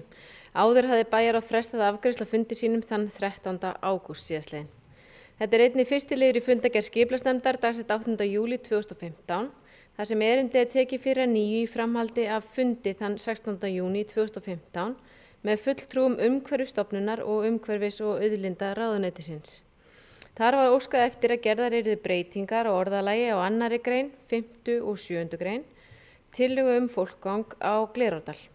Skipulagsnefnd gerir 2 orðalagsbreytingar við tillögu umhverfisstofnunar og umhverfis- og auðlindaráðuneytisins á breytingu á skilmálatexta fólkvangsins. Með leyfi forseta þá ætla ég að fá að lesa þessar breytingar hér, þar sem er tillaga að auglýsingum fólkgang í Glerárdal. 2. grein. Þar kemur fram friðlýsingin verndar auk þess land sem er að mestu ósnortið með fjölbreyttum jarðmyndunum og gróðurfari og er þannig stuðlað að varðveislu líffræðilegra, fjölbreytni og breytileika jarðmyndana. Síðan er það 5. grein. Þar sem eitt orð er fært til, það kemur umferð loftfara innan sviga til dæmis þyrluflug, bætist þarna inn í sem trufla geti gesti og dýralíf er óheimil án sérstaks leyfis umhverfisstofnunar. Síðan er það 7. grein, landnotkun og mannvirkjagerð. Það er tekið út og ekki er heimilt að leggja nýjar háspennulínur innan fólkvangsins nema í jörð og í samræmi við samþykkt skipulag og verndar- og stjórnaráætlun og inn kemur í staðinn uppbygging flutningsmannvirkja raforku fólkvanginn skal vera í samræmi við staðfest aðalskipulag Akureyrarkaupstaðar, þingsályktun stefnu stjórnvalda lagningu raflína númer 11/144 og raforkulög númer 65 frá árinu 2003. Einnig bætist þarna aðeins við í 8. grein notkun skotvopna. Þar er meðferð skotvopna bönnuð innan fólkvangsins að því undanskildu að heimilt er að veiða rjúpu samanber lög vernd, friðun og veiðar á villtum fuglum og villtum spendýrum. Umhverfisstofnun í samráði við Akureyrarkaupstað er heimilt að veita leyfi til að veiða ref, tegundum eins og mink sem flokkar eru sem ágengar framandi tegundir og öðrum villtum dýrum. Veiðarnar skulu ætíð vera í samræmi við lög nr. 64 frá 1994 vernd, friðun og veiðar á villtum fuglum og villtum spendýrum og verndar- og stjórnaráætlun fólkvangsins. Þetta skjal mun vera hægt að nálgast einnig á heimasíðu bæjarins á allra næstu dögum. En afgreiðsla breytingatillögunnar þannig breyttri er vísað til bæjarstjórnar. Takk fyrir. sem senn bæjarfulltrúi lokið máli sínu. Næst tekur til máls Sóli Björk Stefánsdóttir bæjarfulltrúi.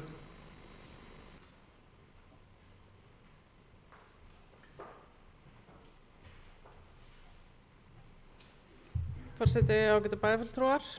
Það er eitt, ég hef náttúrulega áður gert athugasemdir við það sem varðar umferð á vélknúnum ökutækjum innan fólkvangsins og ég hef nú viljað hafa það betur skilgreint en það sem ég finnst vera aðalatriði hér og nú, það er þessar breytingar á 7. grein og ég vil bara segja að taka út þessa klausu að ekki sé heimilt að leggja nýjar háspennulínur innan fólkvangsins nema í jörð og í samræmi við samþykkt skipulag og verndar- og stjórnunaráætlun. Það bara finnst mér ekki nógu gott vegna þess að staðreyndin er sú að við höfum enga tryggingu eða yfirlýsingu eða loforð eða neitt í þá áttina frá Landsneti að fari verði með háspennulínur í jörð hér á sveitarfélaginu eins og fyrir bæjarstjórn var samstíga En ég veit að fulltrúar Landsnets hafa sagt á fundum með forsvarsfólki bæjarins að það verði, en ég bara ætla að lýsa því yfir að ég vil bara hafa það í hendi áður en við bökkum með þetta sem að ég tel vera í raun og veru hvað þetta svæði varðar, okkar eina haldreipi fyrir því að við sjálf ákveðum hvort að þar megi fara línur eða ekki. Sumir halda því fram að á endanum höfum við það í hendi okkar að veita Landsneti framkvæmdaleyfi eða ekki og ég bara sé ekki að það stemmi og ég ætla svona aðeins að fara yfir með ykkur raforkulög og annað sem að við kemur þessu. Mér langar að vísa í 9. grein raforkulaga C-lið þar sem að segir meðal annars með leyfi forseta sveitarstjórnum ber við næstu endurskoðun aðalskipulags og eigi síðar en innan 4 ára frá samþykkt kerfisáætlunar að samræma skipulagsáætlanir vegna verkefna í staðfestri 10 ára kerfisáætlun. Einnig kemur fram þarna seinna í textanum með leyfi forseta sveitarstjórnum ber ennfremur að tryggja að skipulagsákvarðanir hindri ekki framgang þeirra verkefna sem eru í staðfestri 3 ára framkvæmdaáætlun kerfisáætlunar. Og ég veit alveg að það ekki til kerfisáætlun núna að leggja einhverja línur þarna á þessu svæði en við finnst bara þessi lög þau taka að mínum að til frá okkur ákvörðunarvaldið og ég vísa til dæmis í greinargerð með þessu frumvarpi þar sem stendur með leyfi forseta til að tryggja að kerfisáætlun hafi ákveðna stöðu skipulagi sveitarfélaga að loknu framangreindu umsagnaferli og þegar að Orkustofnun hefur staðfest kerfisáætlun.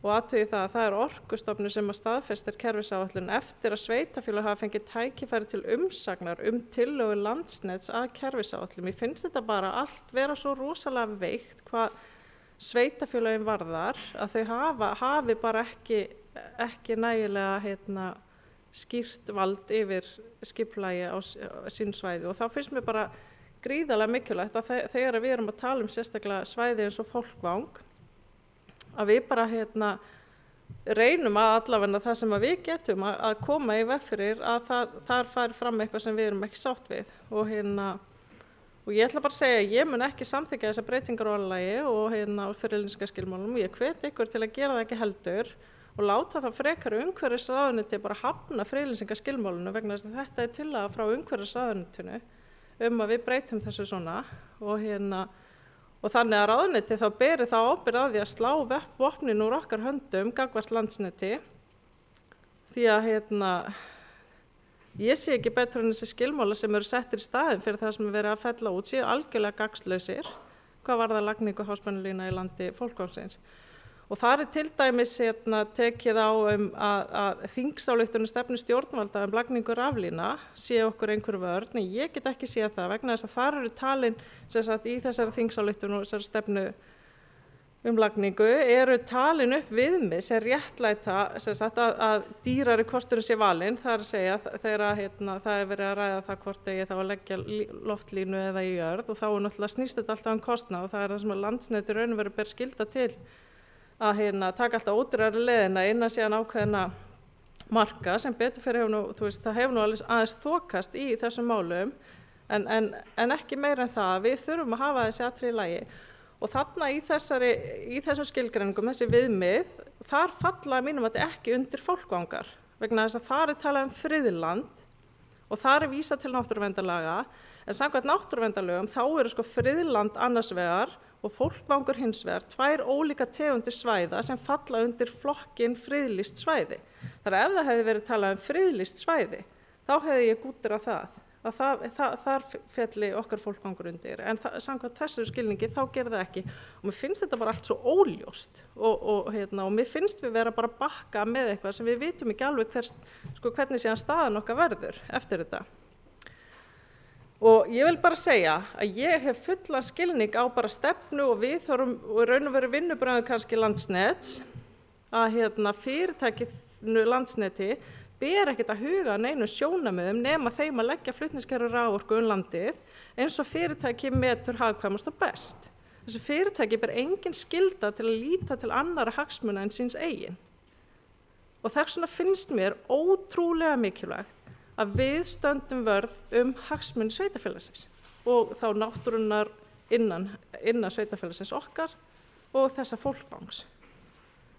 Og ég verð bara að segja að ég á bara erfitt með að skilja hver hugsun umhverfisráðuneytisins í málinu. Ráðuneyti virkilega að ganga erinda fyrirtækisins Landsnets eða nennir það bara ekki að taka slaginn umhverfið? Og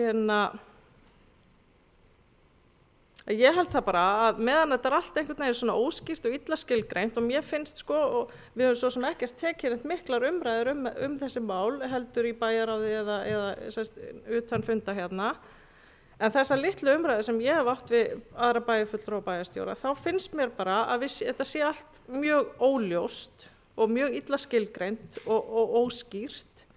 Og þá segi ég bara, við höfum ekki að bakka með þá kröfu sem pólitíski fulltrúar hérna á síðasta kjörtímabili voru sammála að í landi bæjarfélagsins verði línur lagðar í jörðu nema við kjósum sjálf annað. Takk fyrir. Svo stefnandi bæjarfulltrúar lóttum máli sínu, orðið laust.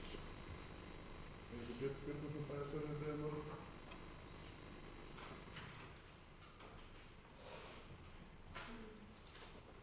Forseti og ágætu bæjarfulltrúar.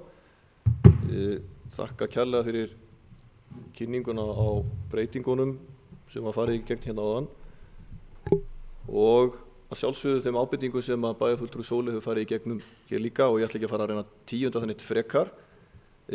Hún búin að nefna hér bæði raforkulögin, skilgreininguna á stefnu stjórnvalda varðandi lagningu raflína og svo framvegis og allt saman rétt sem að hún hefur lesið hér upp. Og spurningin þá inn þessi í rauninni hvernig við viljum nálgast bara málið út frá þessu trausti sem við höfum til Landsnets og í rauninni þess hvernig löggjafinn getur þá unnið með okkur og ekki síst stjórnvöld unnið með okkur og stofnanir að sjálfsögðu ríkisins að því að tryggja það að fólkvangurinn í rauninni hafi það hlutverk sem honum ætlað. En hlutverk fólkvangsins það að skapa, ég ekki með fyrir fram að mig í rauninni hvernig orðalega nákvæmlega en allavega skapa umhverfisvænt útivistarsvæði fyrir bæjarbúa eða eins og mannrétt orðalagi einhvern veginn með þeim hætti. Skipulagsnefnd fjallaði málið 8. júlí síðastliðinn og samþykkti þetta samhljóða og nú þekki ég ekki umræðin sem voru í nefndinni en veit að menn skoðuði með þessa þætti sem að hér hafi verið nefndir af bæjarfulltrúa Sólu og sjálfsagt hafi verið skipta skoðanir það en ég vildi bara nefna það að nefndin allavega komst að sameiginlegri niðurstöðu það að bara samþykkja þessa tillögu þessa breytingu. Það ekki þar með sagt að við þurfum ekki að hafa áhyggjur af því og ég deili þeim áhyggjum að samskiptum mínum við Landsnet, það sé ekki bara við Landsnet, heldur bara við almennt stofnanir og ríki þegar við höfum ekki hlutin alveg á hreinu. En það líka í viðræðum mínum við þetta ágætis fyrirtæki þannig að það ekki hægt að tryggja fyrirfram með samkomulagi hvorki jarðstreng eða loftlínu. Auk þess sem að eins og kom hér ágætlega fram líka hefur sveitarfélagi heldur ekki í rauninni móta sér í rauninni stefnu það hvort þetta eigi að vera jarðstrengur eða loftlína. Við höfum alveg eftir að taka þá umræðu og svo umræðu þarf að taka í rauninni í tengslu við frekari vinnum skipulag. Bara til að koma því að bara sem átti sig á þessu að við erum að tala tvær línur, annars vegar erum við að tala blöndulínu 3. Blöndulína 3 samkvæmt skipulagi, deiliskipulagi samþykkt sem loftlína einhverja 300 metrar inn í sveitarfélagið að reit sem er kallað Kífsá og síðan rauninni ófrágengin afgreiðsla á línu sem að heitir Kröflulína, ég man ekki hvort eitthvað númer, hvort Kröflulína 1 eða allavega Kröflulína hún kölluð. Og það svo lína sem við að ræða þegar við erum að tala það að skera eða fara í gegnum fólkvangin. Og þá ætla ég að nota allavega sömu hluti sem var vitnað til hér áðan af bæjarfulltrúa Sólíu eins og með kerfisáætlunina, bara hnykkja ákveðnum þáttum þar sem að ég allavega hef trú og ég hef trú á kerfi vilja vinna með okkur í þessu, að það einmitt eins og segir réttilega í kerfisáætlunina, það á leggja hlutina fyrir Orkustofnun, en í 9. greininni alinum, kafla 2, þá líka talað það að við nánar útfærslu þá skulle þetta ráðast að stefnu stjórnvalda lagningu raflína. Ég ekki með beina tilvitnun þannig ég ekki beðið forsetum leyfi. En ekki síður hitt að það skulle hafa átt sér stað samráð. Og samráðið heilmikill ferill líka áður en að kerfisáætlun samþykkt. Þó vissulega þegar að kerfisáætlun hefur verið samþykkt þá kemur eins og bæjarfulltrúi Sóli nefndi áðan að þá kemur þessu ferli það sem í rauninni má, svo ég gera bara þau orða mínum bara, það má hálfpartinn valta yfir sveitarfélögum. Þetta það sem við erum gagnrýndum þegar þessi lög voru samþykkt á Alþingi í rauninni en vorum fullvissuð það að einmitt þetta samráðsferli við sveitarfélögin áður en að kerfisáætlun samþykkt alveg gríðarlega mikilvægt og verður að heppnast til að sé sátt framkvæmdina, ekki bara meðal sveitarfélagana, heldur líka meðal stjórnvalda og íbúa í þessu landi. Þannig að ég hef allavega trú á því að í þessu samráðsferli þá ættum við að geta komið okkar sjónarmiðum vel sterkt á framfæri og tryggt það að það sé farið eftir okkar sýn í þessum málum. Vissulega með fyrirvara. Ég get ekki fara að fela það neitt að það allt sem að sjálfsögum með fyrirvara. Ég treysti á gott samstarf við þessa aðila það að þetta verði gert. Aðeins að lögunum aðeins að skal ég segja ykkur að þingsályktunin stefnu stjórnvalda og lagningu raflína. Það talað í lið 1.3 að með leyfi forseta, ætla ég bara að fá aðeins að lesa þetta og aðeins að skýra út minn skilning á þessu. Tilvitnun hefst. Í meginhlutverkskerfi raforku skal meginreglan vera svo að notast sé við loftlínur nema annars sé talið hagkvæmara eða æskilegra meðal annars út frá tæknilegum atriðum eða umhverfis eða öryggissjónarmiðum. Með tilliti til umhverfis og öryggissjónarmiða skal meta í hverju tilviki fyrir sig hvort rétt sé að nota jarðstrengi á viðkomandi línuleið eða afmörkuðum köflum hennar á grundvelli eftirfarandi viðmiða sem réttlæta þá að dýrari kostur sé valinn. Liður 1. Ef línuleið innan skilgreinds þéttbýlis, samanber skilgreiningu á þéttbýli í 2. grein skipulagslaga nr. 123/2010, innskot frá mér, þarna punktur sem við getum hugsanlega nýtt okkur varðandi nálægð við þéttbýli og þéttbýlismörkin okkar eru í rauninni við fólkvanginn. Þá fer við aftur, tilvitnun hefst aftur. Liður 2. Ef línuleið innan friðlands sem að vernda sökum sérstaks landslag samanber 53. grein laga nr. 44/1999 náttúruvernd, innskot frá mér, vissulega þarna talaði orðið friðland og það ber samkvæmt túlkunni í náttúruverndarlögunum að tala friðland. Aftur hefst tilvitnunin. Liður 3. Ef línuleið við flugvöll þar sem sýnt að loftlína geti haft áhrif á flugöryggi. Í 4. lagi, ef línuleið innan þjóðgarðs. Og í 5. lagi, ef að línuleið innan friðlands sem að vendað af öðrum sökum en sérstaks landslag samanber 53. grein laga nr. 44/1999 náttúruvernd. Þar segir í 53. greininni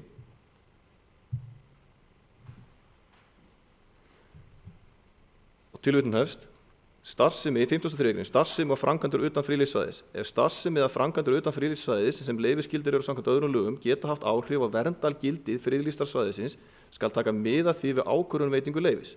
Leita skal umsagnar Umhverfisstofnunar áður en leyfið veitt, setja má skilyrði til að koma í veg fyrir skaða af starfseminni eða framkvæmdum á hinu friðlýstarsvæði aðra starfsemi og framkvæmdi gilda aðgæslu skylda samkvæmt 7. grein.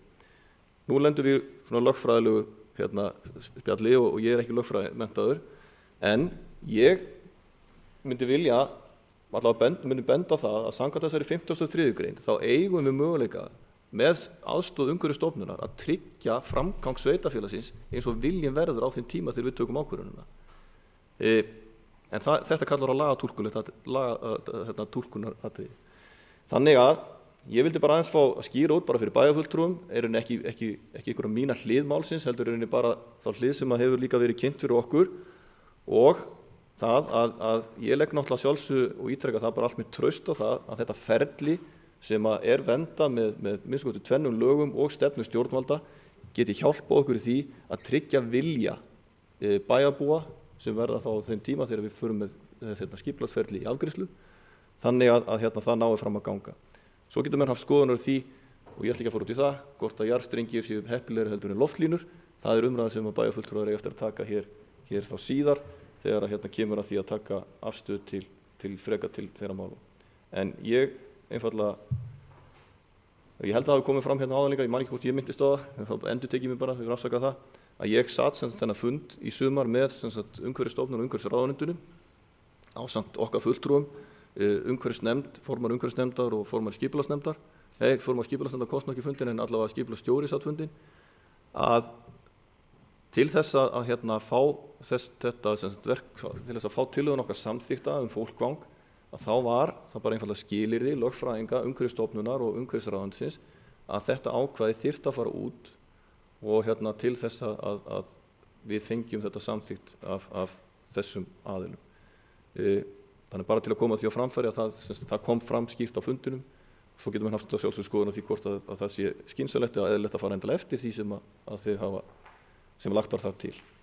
Ég vona að þetta hafi svona skýrt máli kannski eitthvað enn frekar, en þakka að sjálfsögðu bæjarfulltrúa Sólíu fyrir að koma einmitt inn á alla þessa þætti því að þeir einmitt skerpa máli líka í þessum umræðinni. Takk hérlega. Björn Bergþórsson, bæjarstjóri hefur þetta mál sem orðið laust. Sigurjón Jóhannesson, bæjarstjóri til máls.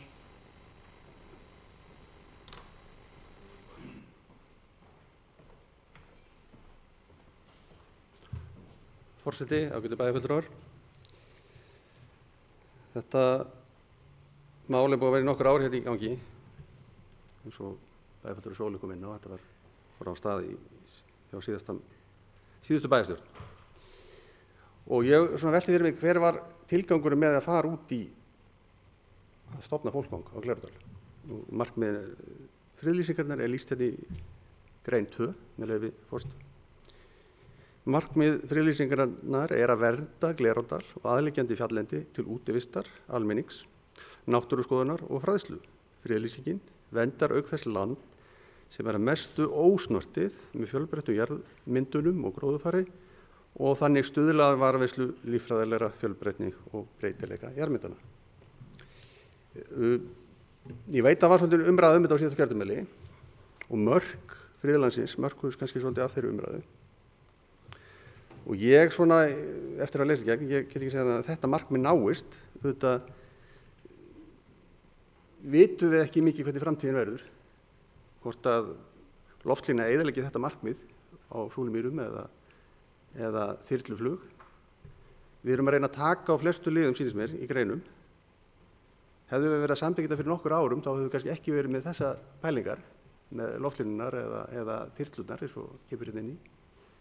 Þannig við munum aldrei ná að tryggja í þessum greinum, þessari tillögu að auglýsingu, að eitthvað gerist ekki þarna upp á Glerárdal í framtíðinni. Þó að vissulega þurfi þá að breyta hérna og taka fram fyrir hendur og breyta þessari samþykkt. Það er talað hérna að við erum að tala land sem er mestu ósnortið, og það er alveg rétt. Neðst í fólkvanginu er náttúrulega land ekki alveg ósnortið og það er mjög nálægt byggð og það Akureyrarbær blasir við og skíðalyfturnar í Hlíðarfjalli og annað, þannig að við erum ekki komnir í eitthvað ósnortið víðerni og sjálfum sér telst þetta ekki til sem ósnortið víðerni. En ég velta fyrir mér að markmiðið þegar fólk var farið á stað með þetta var að skapa útivistarsvæði fyrir almenning, fyrst og fremst bæjarbúa. Ég held að það hafi ekki verið hugsunin að hér væri að vera beina erlendu ferðamönnum upp yfir. Ég held að þeir hafi ekki verið með farið þarna mikið, þó einhverju farið þarna náttúrulega og kannski í framhaldi af umræðunni sem var hérna fyrir í kvöld, fyrir í dag. Það verður þetta paradís fyrir göngufólk. Þetta er mikið af göngufólki sem fer hérna í dag. Þannig að ég get ekki svona, þó ég skilji alveg áhyggjurnar gagnvart mannverkjum þarna eins og raforkumannverkjum í framtíðinni. Það var, held ég að friðlýsingin, eða ekki friðlýsingin, fólkvangurinn, það var ekki stofnað til hans til að koma í veg fyrir orkumannverkjum. Það var einhver annar tilgangur. Og ég held að þetta sem Eiríkur taldi upp, það eru marg önnur rök fyrir því að fara með flutningsleiðir í jörðu, þéttbýlið, nálægt við flugvöllin og annað, að það geti verið þetta mjög sterk rök í því að hér verði lagðar jarðstrengir í stað loftlína einfallega til þess að stytta leiðina, eins og hefur komið fram. Síðan kannski gleymist stundum í umræðuna, Landsnet er ekki eitthvað fyrirtæki, þetta er náttúrulega bara eitthvað fyrirtæki, samfélagslegt fyrirtæki sem er stofnað af orkufyrirtækjunum í landinu sem eru í eigu almennings, í gegnum ríkið og sveitarfélögin. Held ég langt flest sem þarna eru, Landsvirkjun, Orkuveita Reykjavíkur, Orka náttúrunnar og fleiri. Þannig að, en kannski blindast þetta, já, svolítið af samskiptum við, kannski að forráða með þess fyrirtækis, ekki alltaf nú, tala kannski nú valega í yfirlýsingum, en við skulum ekki glemja því, þarna er fólk að vinna að þessum málum, eða fyrir okkur, það er ekkert annað fyrirtæki að sinna þessum málum. Og þetta er ekki, hluthafar þessa fyrirtækis eru mesturleyti við sjálf. Norðurorka gæti hafa átt eignarhlut í þessu fyrirtæki. Ég veit ekki út af hverju þeir eigi ekki neitt hlut í Landsneti.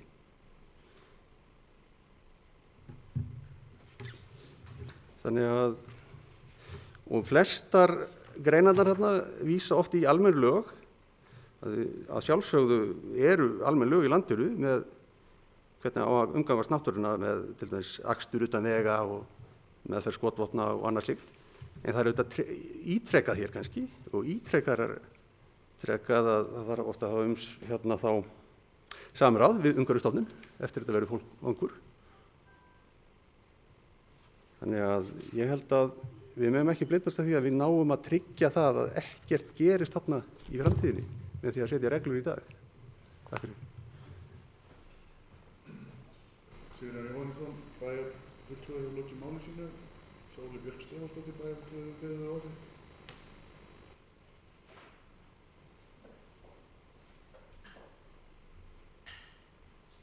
Forseti, ágætu bæjarfulltrúar.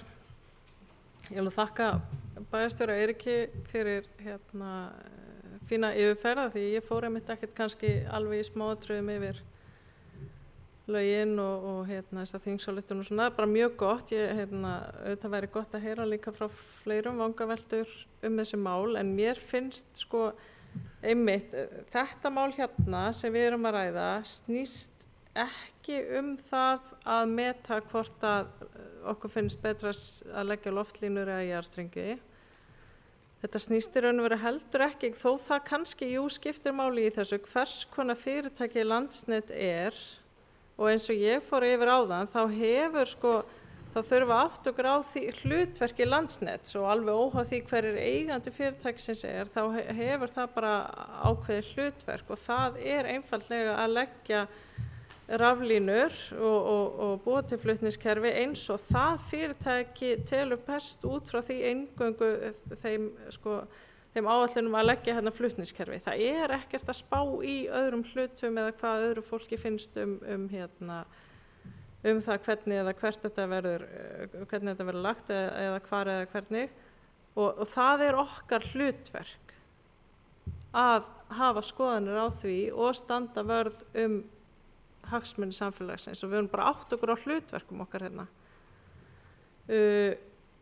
og ég bara, endurtek að ég ég veit ekki eins og hvort ég endurtaka, ég ætla bara að lýsa yfir, ég hef bara ákveðið vantraust á því að hvort sem að ég beini því beint til Landsnets eða ríkisins eða hvernig, þá bara hef ég bara svona og mér finnst, verði ég bara viðurkenna pínu lítið skrítið að upplifa þetta traust frá bæjarstjóra í garð ríkisins og stofnana þess vegna þess að við höfum auðvitað að tala mjög mikið hversu illa ríki hefur nú farið með okkur í alls konar málefni sem var það fjármögnun verkefna og annað og ég bara yfirfæri þetta vantraust mitt í þeim málum bara beint yfir á þetta, ég verð bara viðurkenna það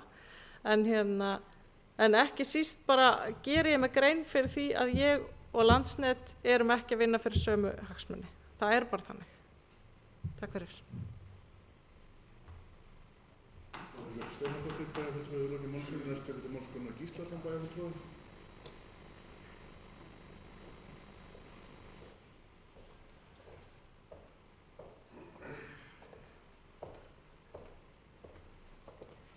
Forseti, ágæta bæjarfulltrúar. Við eiginlega stöndum dálítið frammi fyrir því að mínum mati í þessari umræðu hér þessa tillögu hvort að við treystum því að það verði haft raunverulegt samráð við sveitarfélagið þegar að því kemur að leggja línu fram yfir þetta svæði eða fram hjá Akureyri og ég get svo sem alveg tekið undir efasemdir bæjarfulltrúa Sólveigar Bjarkar, ég get líka tekið undir á mörgu leyti orð bæjarstjóra. Ég held að við hljótum að vilja öll hafa línur í jörð. Ég held að það sé svona almennt viðhorf manna að það sé svona ákveðin sjónmengun að línum.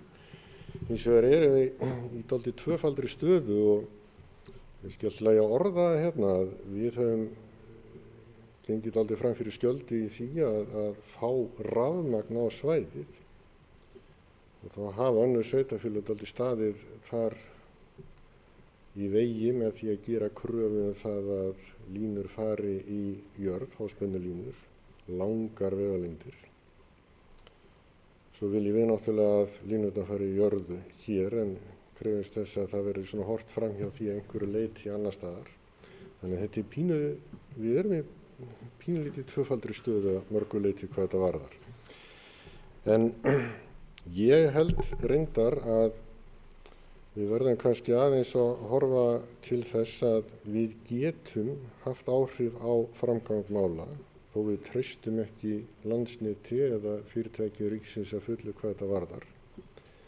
Og verðum kannski einhverju leyti að horfa til þess og það alveg rétt sem að bæjarfulltrúi Sigurjón nefndi áðan að við fyrirbyggjum aldrei allt í reglum sem þessum hvað þetta friðland varðar og verðum alveg örugglega að taka þessar reglur upp á einhverju tímapunkti og endurskoða þær, endurnýja þær, bara með tilliti til fleiri þátta.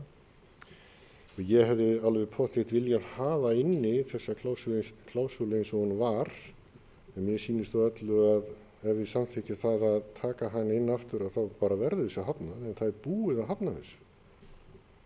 Þannig að það liggur bara fyrir að við fáum þetta eitt í gegn eins og þetta og við erum að benda á það hér og nú að þannig það, ekki rétt. En þannig að ég held að við verðum kannski á þessum tímapunkti að samþykkja þetta eins og þetta og treysta því að við fylgjum málum eftir. En ég ætla líka í þessu sambandi að lýsa ákveðnum áhyggjum hvað þessi mál varðar því að í viðtalstíma bæjarfulltrúa í síðustu viku komið mitt íbúi hér ofan í Giljahverfi og hafði miklar áhyggjur af því að hann hafði heyrt að Landsnet ætlaði sér að hætta við að fara með blöndulínu í Kífsá og þaðan í jarðstreng niður í Spennistöð og hafði heyrt það að það ætti bara hreinlega að leggja háspennulínu, 220 volta háspennulínu, þarna rétt fyrir ofan byggðina. Og ef það að þá náttúrulega máli og orðið allt öðruvísi vaxið heldur en það hefur verið hingað til og verulegt áhyggjuefni þó að aðra línur séu teknar út því að þar að ræða lágspennari línur og það nokkuð ljóst að slíkar háspennur línur nálægt byggð, þéttri byggð stórmál fyrir okkur. Takk. Gunnar Gíslason bæjarfulltrúi að hluti málsinu, næstu tekur til máls Logi Már Einarsson bæjarfulltrúi. Forseti, ágætu bæjarfulltrúar. Það kann kannski að virðast að við sem munum samþykja þetta séum að gefa það í skyn að við séum tilbúin í einhvern afslátt. Svo ekki. Við teljum bara að í rauninni það sé mögulegt og það sé eðlilegt að tryggja okkar hagsmunum með öðrum hætti heldur en að berja hausnum við stein og setja þetta mál í einhver trátefli vegna þess að það eins og bæjarfulltrúi Gunnar kom inn á að var mikilvægt að við hreyfum þessu máli. Það stundum talað það að svona stærsta vandamál okkar tíma sé að við byrjum á því að finna hvað aðgreinir okkur áður en að við byrjum skoðum hvað það sem samin okkur. Og þetta finnst mér að vera töluvert orðið einkennandi í allri þjóðfélagsumræðu. Bæjarfulltrúi Sóley nefndi hér áðan að hér væri verið að taka okkur ákvörðunarrétt. Jú, það má eflaust segja það, en í rauninni getum við ekki byggt samfélag sem að með þeim hætti að maður láti alltaf sínar ítrustu kröfur ráða öllu sem maður gerir. Skipulagsmál næstu áratuga munu örugglega þróast á þann hátt að sveitarfélögin þurfa að gefa eitthvað eftir af sínum ákvörðunarrétti. Ný landsskipulagsstefna, hún í rauninni ágætis tákn það. Rammagerðum orkunýtingu og vernd á hálendinu ákveðin leið til þess að setja máli í farveg en festa það ekki í klóm sveitarfélaga.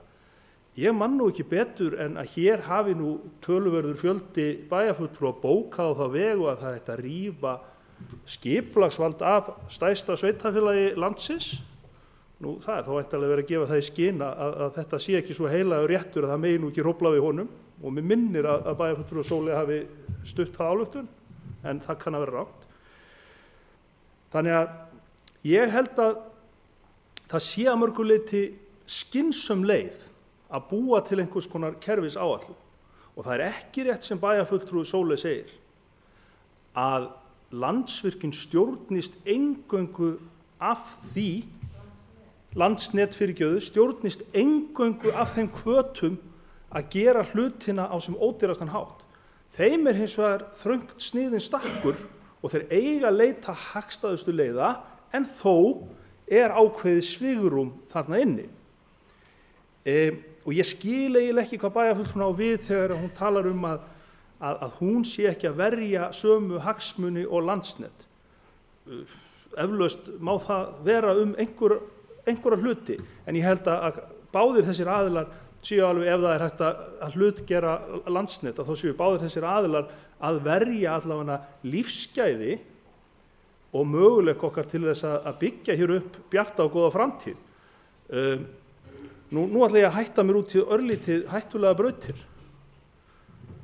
Ég styð auðvitað og mun beita mig fyrir kröfunu það að jarðstrengur verði fyrstu kostur hér gegnum bæjarstæðið og verði sú leið sem verður farin. En mér finnst stundum dálítil skinnhelgi í umræðunni þegar kemur að loftlínum og jarðstrengjum. Það bara ekkert alltaf gefið að jarðstrengir séu betri en loftlínur. Við getum bara vel ímyndað okkur landsvæði þar sem að jarðstrengur mun framkalla miklu meira meiri umhverfisspjöll heldur en loftlína, þó að það eigi kannski ekki við á okkar svæði. Nú, allir þessi hlutir eru líka bara dálítið háðir einhvern veginn samfélaginu á hverjum tíma. Af hverju haldið þið að einhvern mest myndaða mótíf á Íslandi eða mest málaða mótíf þess vegna fyrir 30-40 árum hafi verið símastaurarnir og rafmagnsstaurarnir með postulínunum og slökum línum á milli? Er það því að mönnum þótti það fallegt? Já, það er vegna þess að mönnum þótti það fallegt. Vegna þess að á þeim tíma þá færði það sveitunum birtu og ill og tók okkur Íslendinga inn í nútíma. Þetta er að nákvæmlega sömu ástæðum og okkur finnst Volvo fallegur. Okkur finnst Volvo fallegur vegna þess að það er búið að sýna sig í marga áratugi, hann er öruggur og hann bjargar mannslífum.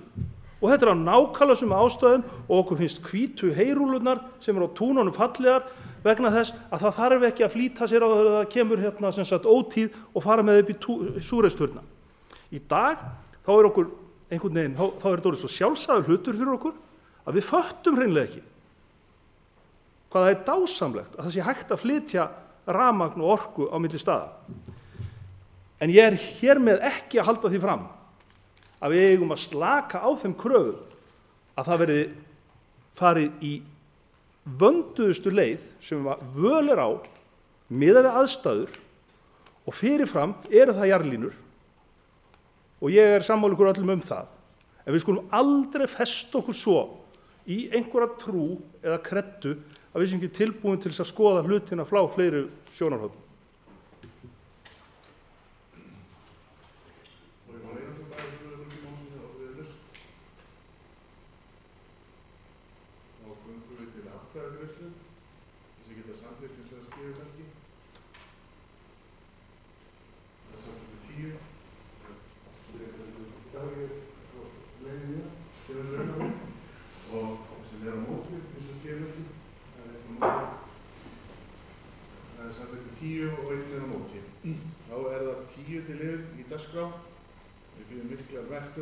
Skýrslu bæjarstjóra, Björn Björgvinsson bæjarstjóri.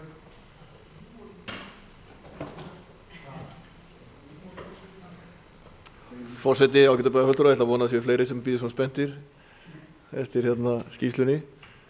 En það er þó nokkuð síðan ég hef staðið hér og farið með skýrsluna, en það er alveg sama hversu langt er liðið. Ég mun alltaf velja bara helstu atriðin úr og taka mínar 5 mínútur í þetta, það fer nú ekki mikið tími í það. Það byrja fyrst á að segja frá því að við átt í þó nokkuð miklu samskiptum við Isavia út af Akureyrarflugvelli, ekki síst líka út af bara innanlandsfluginu og Jón Karl, nýr framkvæmdastjóri innanlandssviðs Isavia, hefur verið starfandi núna í 1 mánuð og ég er búinn að fá tækifæri til að hitta hann 3 sinnum á þeim tíma, þannig að það er ágætis samskipti við allavega við framkvæmdastjóra innanlandssviðsins. En við áttum hérna góðan fund einmitt núna ekki fyrir margt löngu síðan einmitt samgöngur á svæðinu og það skiptir okkur alveg gríðarlega miklu máli bara í umræðinni notkun Akureyrarflugvelli að hafa góðan stuðning hjá rekstraraðila vallarins og ekki síst stuðning þeirra varðandi framtíð flugsins sem almenningssamgangna, en Jón Karl hefur lagt miklar áherslu á það. Bara aðeins að segja frá þessum samskiptum.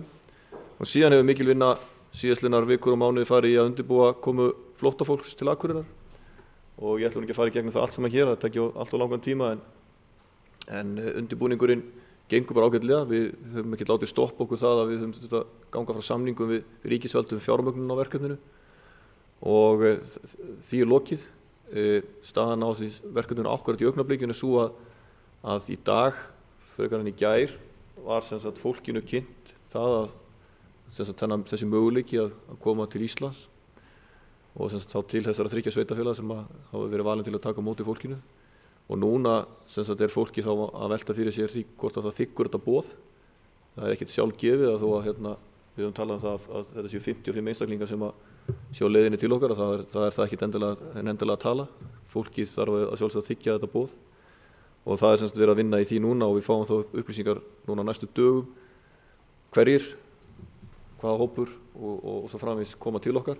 Þetta hefur auðvitað áhrif á vinnuna varðandi húsnæðismálin. Við erum búin við tölurnar sem við fengum uppgefna, með markmiði sem sett hefur verið, að það komi hingað 4 fjölskyldur eða 23 einstaklingar þá erum við búin að útvega húsnæði fyrir þá samsetningu af hópi, en ef það breytist að þá getur þetta riðla svolítið miklu, og þeir sem eru tilbúin til þess að leigja okkur þessi húsnæði eru að bíða eftir svari, þannig að þið sjá að við erum í svona smá klemmu að við höfum ekki staðfestingu á því hversu margir koma eða nákvæmlega hvernig samsetningin á hópnum verður, að þá náttúrulega erfitt fyrir okkur að festa leiguhúsnæði.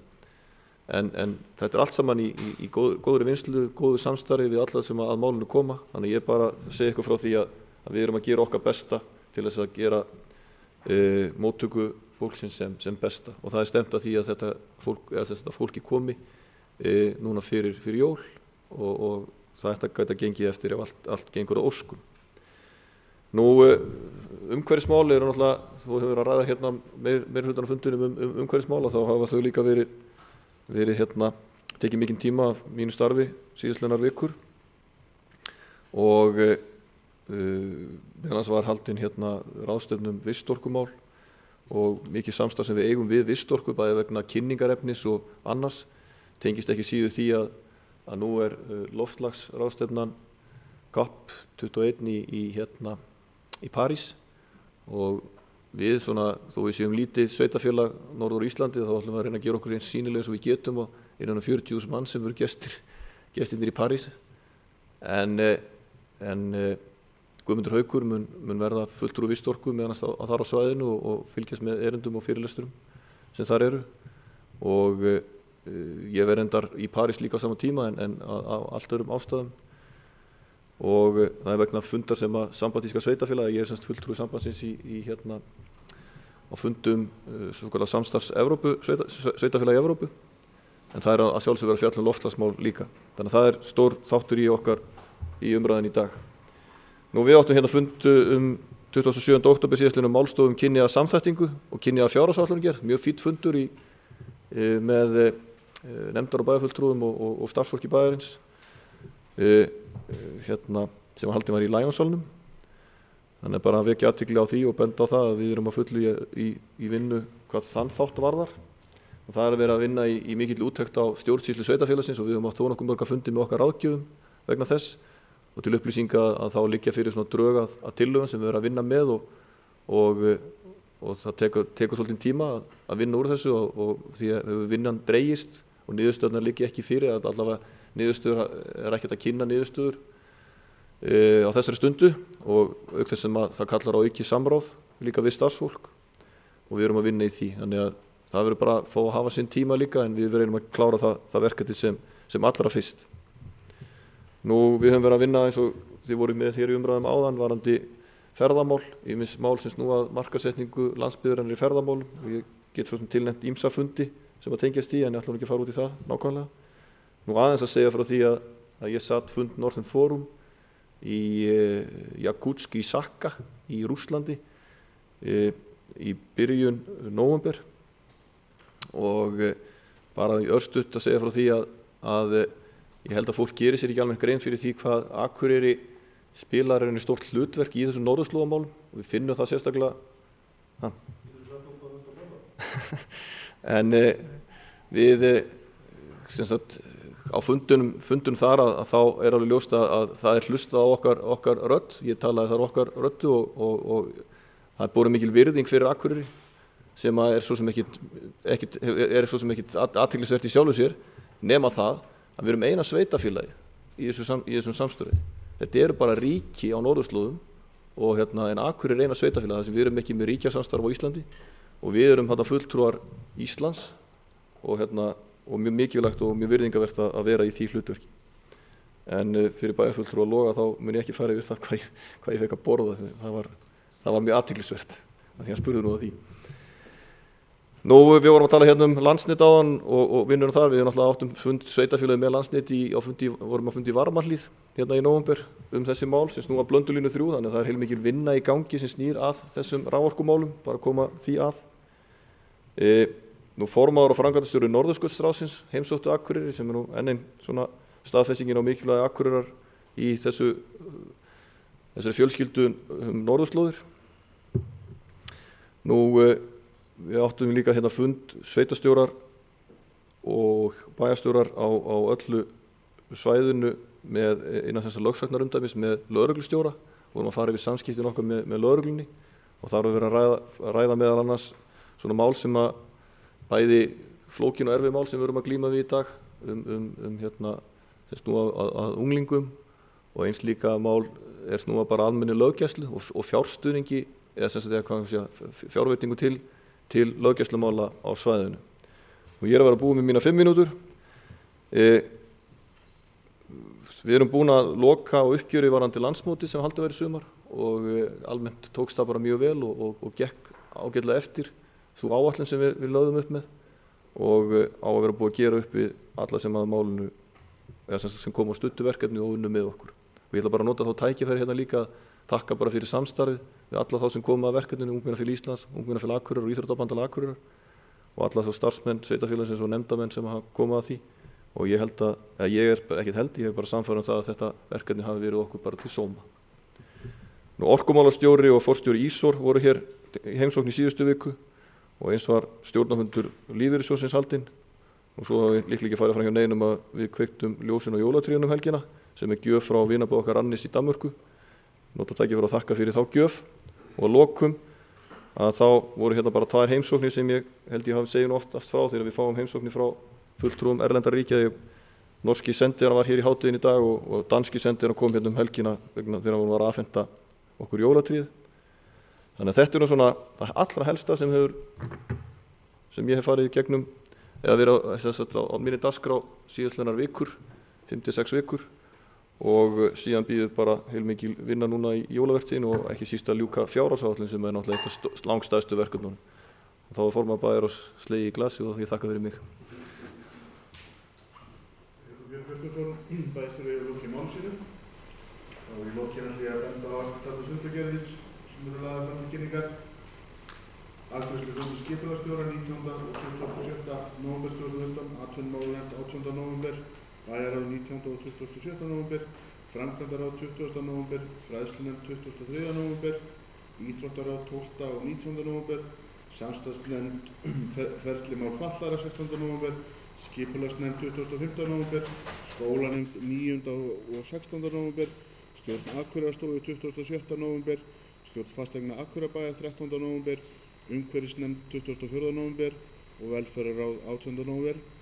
Ég vil svo vekja athygli á því að næsti bæjarstjórnarfundur er 14. desember, mánudaginn 14. desember, staðinn fyrir þriðjudaginn 15. desember, þannig að það komið fram. Segjum fundi slitið klukkan 18:02.